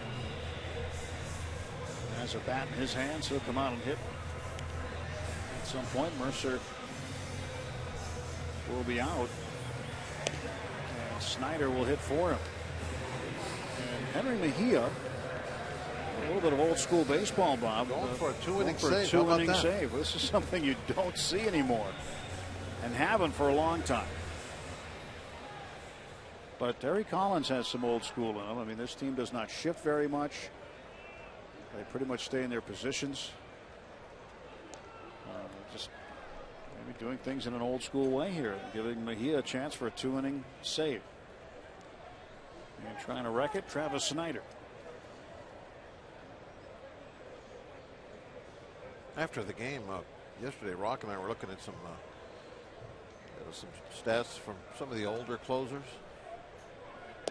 Guys like Teague, another guy. We looked at Mike Marshall, who closed for closed for several teams, but for the Dodgers, I guess one of his best years. And he had 1 year for the Dodgers where he threw over 200 innings as a closer. Did he? Had 120 some appearances. It's like a starter. 120 some appearances and over 200 innings. I bring that up because obviously there was more than some 1 inning saves. What do you get, like 4 inning saves? Snyder on the 0-2 rolls it to the right side, and Campbell misplays it. The Pirates have life. If Campbell just goes to the bag, I think that's going to be a ground ball to second. Check out the replay, but that's a nice break for the Pirates. Tying run to the plate. Yeah, that was definitely going to be a ground ball to second. Murphy was already starting to kind of turn to field that ball.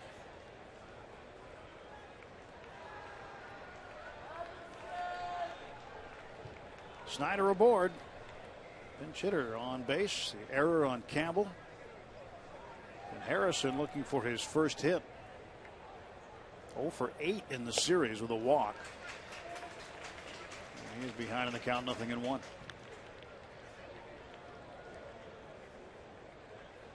See if J-Hay can ignite a spark here in the 9th.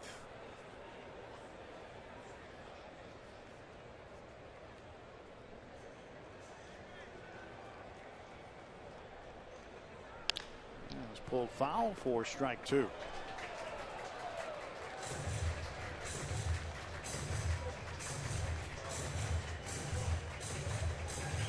No balls, 2 strikes.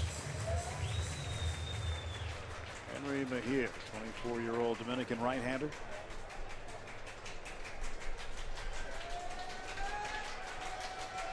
Here's the pitch coming. It's in the dirt, trying to get a chase, and Josh held up.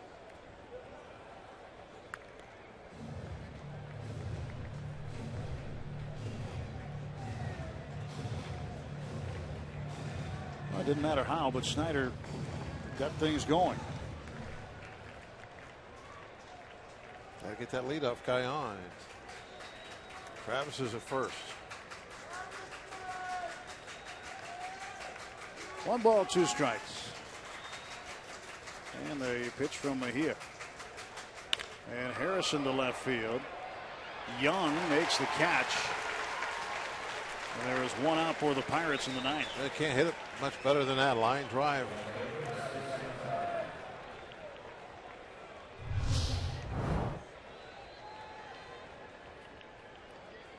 We got a mistake pitch.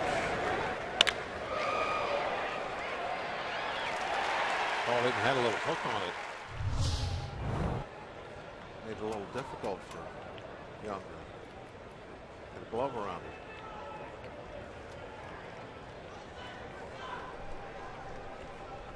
Talbot 0 for 3. Reached on an error in the 4th inning, flying to right, grounded out, and walked. Strike 1 to Talbot. You're one of those quiet Jets. Yeah, just as we bring it up, now we can hear them. Haven't been paying much attention to them all night. Jose fouls it back, and he's in the hole 0-2.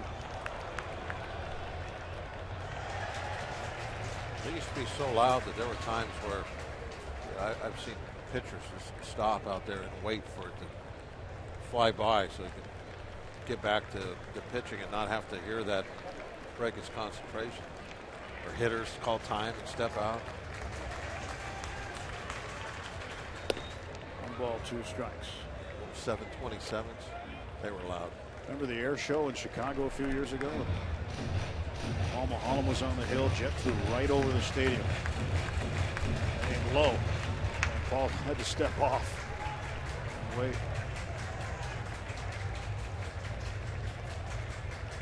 Mejia's 1-2. And Talbot to right field down the line. Granderson on the run, and he makes the catch. What a catch by Curtis Granderson. Wow. I didn't see the out sign right away. I saw the fair ball sign. The last thing I expected was to see the out sign put up. Oh, snow cone. What a play by Granderson.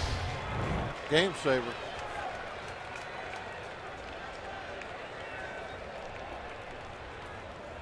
Now the Pirates are down to their final out tonight. How about the last 2 outs? A bullet to left and now a ball hit down in the corner and a snow cone catch.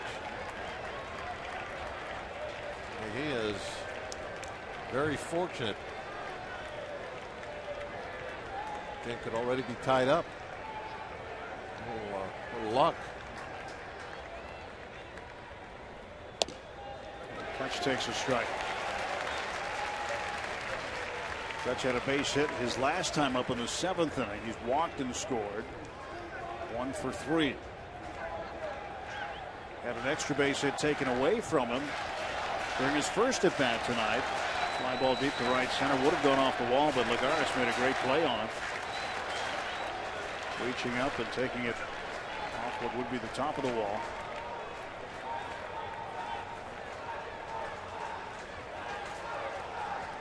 Two outs, top of the ninth.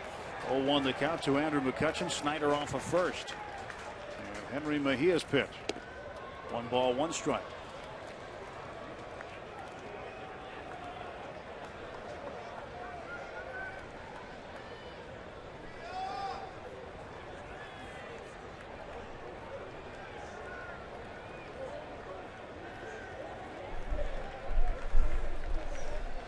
And the 1 ball, 1 strike offering.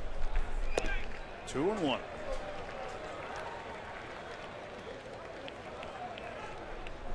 Mejia just glanced over to the on deck circle. See that? He is concerned with Kutch. And that's what he saw when he looked over there. Gabby Sanchez.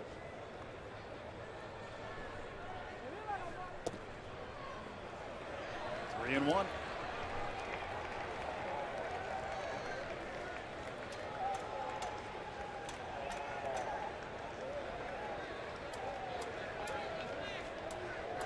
Yesterday, Terry. Throw a strike here? Does he walk tying run? I say yesterday, Terry Collins let Valverde pitch the last 2 innings until he got chased.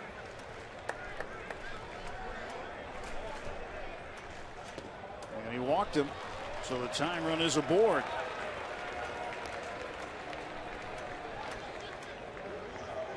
Error on Campbell, and now a walk by Mejia to McCutchen. First and second, 2 outs. And it'll be up to Gabby Sanchez. Gabby's 1 for 3 with a walk tonight. Well, that's a lot of respect. That pitcher would rather have you as the tying run at first base than hitting.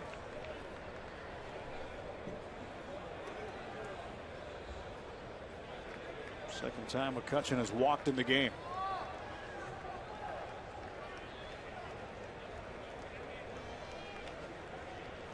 Mejia checks the runners, comes home. Gabby takes a strike.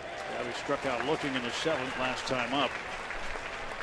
And he takes a slider for strike 1.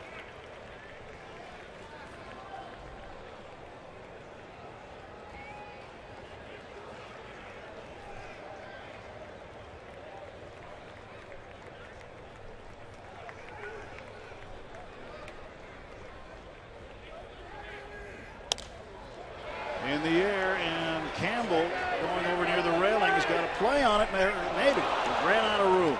Yeah, he ran out of room hard. He thought he had another step. He rammed into that railing. Now, a lot of these balls, because of the backspin on the baseball, will come back a little bit. Oh, it looks like it's a little deep right there, too. He didn't want to fall in there. Puts his elbow on the railing at first, but still he wouldn't have reached it. He needed about another 6 inches, it looked like. Pirates down to their last strike now. It's 0-2 on Sanchez.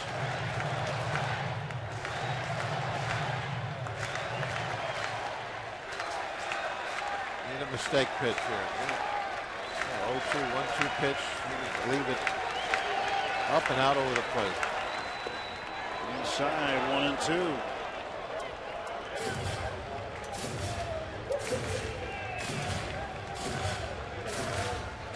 Breaking ball and missed.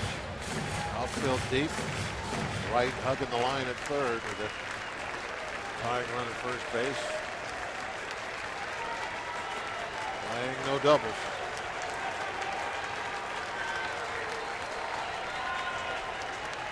Gabby asks for and gets time from Clint Fagan, the home plate umpire.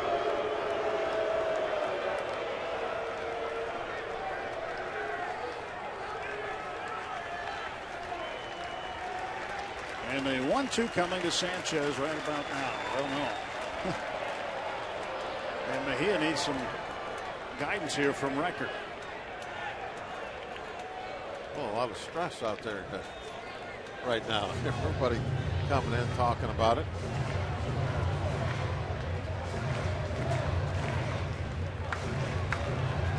How about if the hitters could call time and call the hitting coach out there? Or, I guess you can't talk to a coach. I'm going to just call the on-deck guy over to have a quick discussion. That's interesting. Or a base well, runner. It's almost a base runner. It's almost the same thing.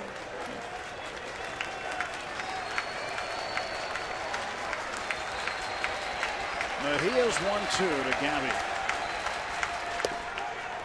Now it's 2-2. He missed. Oh, man, that was a tough one to take.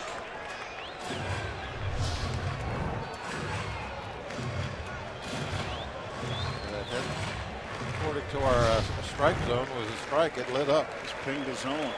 Bottom fell out of it. Yeah, it was a poor catch by Rucker. And Sanchez now awaits the 2-2 delivery. And Gabby hits a ground ball left side. Tejada will go to third, and they get the force. That's the ball game. A nice defense played the entire game by both sides, and it ends on a pretty good defensive play. Wright immediately recognizing that he needed to get to the bag. He broke there and gave Tejada somewhere to throw that baseball. So Mejia, his fourth save. And Granderson with a big catch in the right field corner. The story of this game from the very beginning, from that first inning, was all about the defense that these guys were playing. Especially the outfielders. They were pretty awesome, both clubs. Well, Genmar Gomez will suffer the loss here tonight, as the Pirates and Mets split the first two games. The rubber game tomorrow afternoon at 1 o'clock. Charlie Morton and Bartolo Colon will decide it. 4-2 final score. Mets win it here tonight. Let's go back to Pittsburgh, where Rob King and Kent DeCulvier are standing by.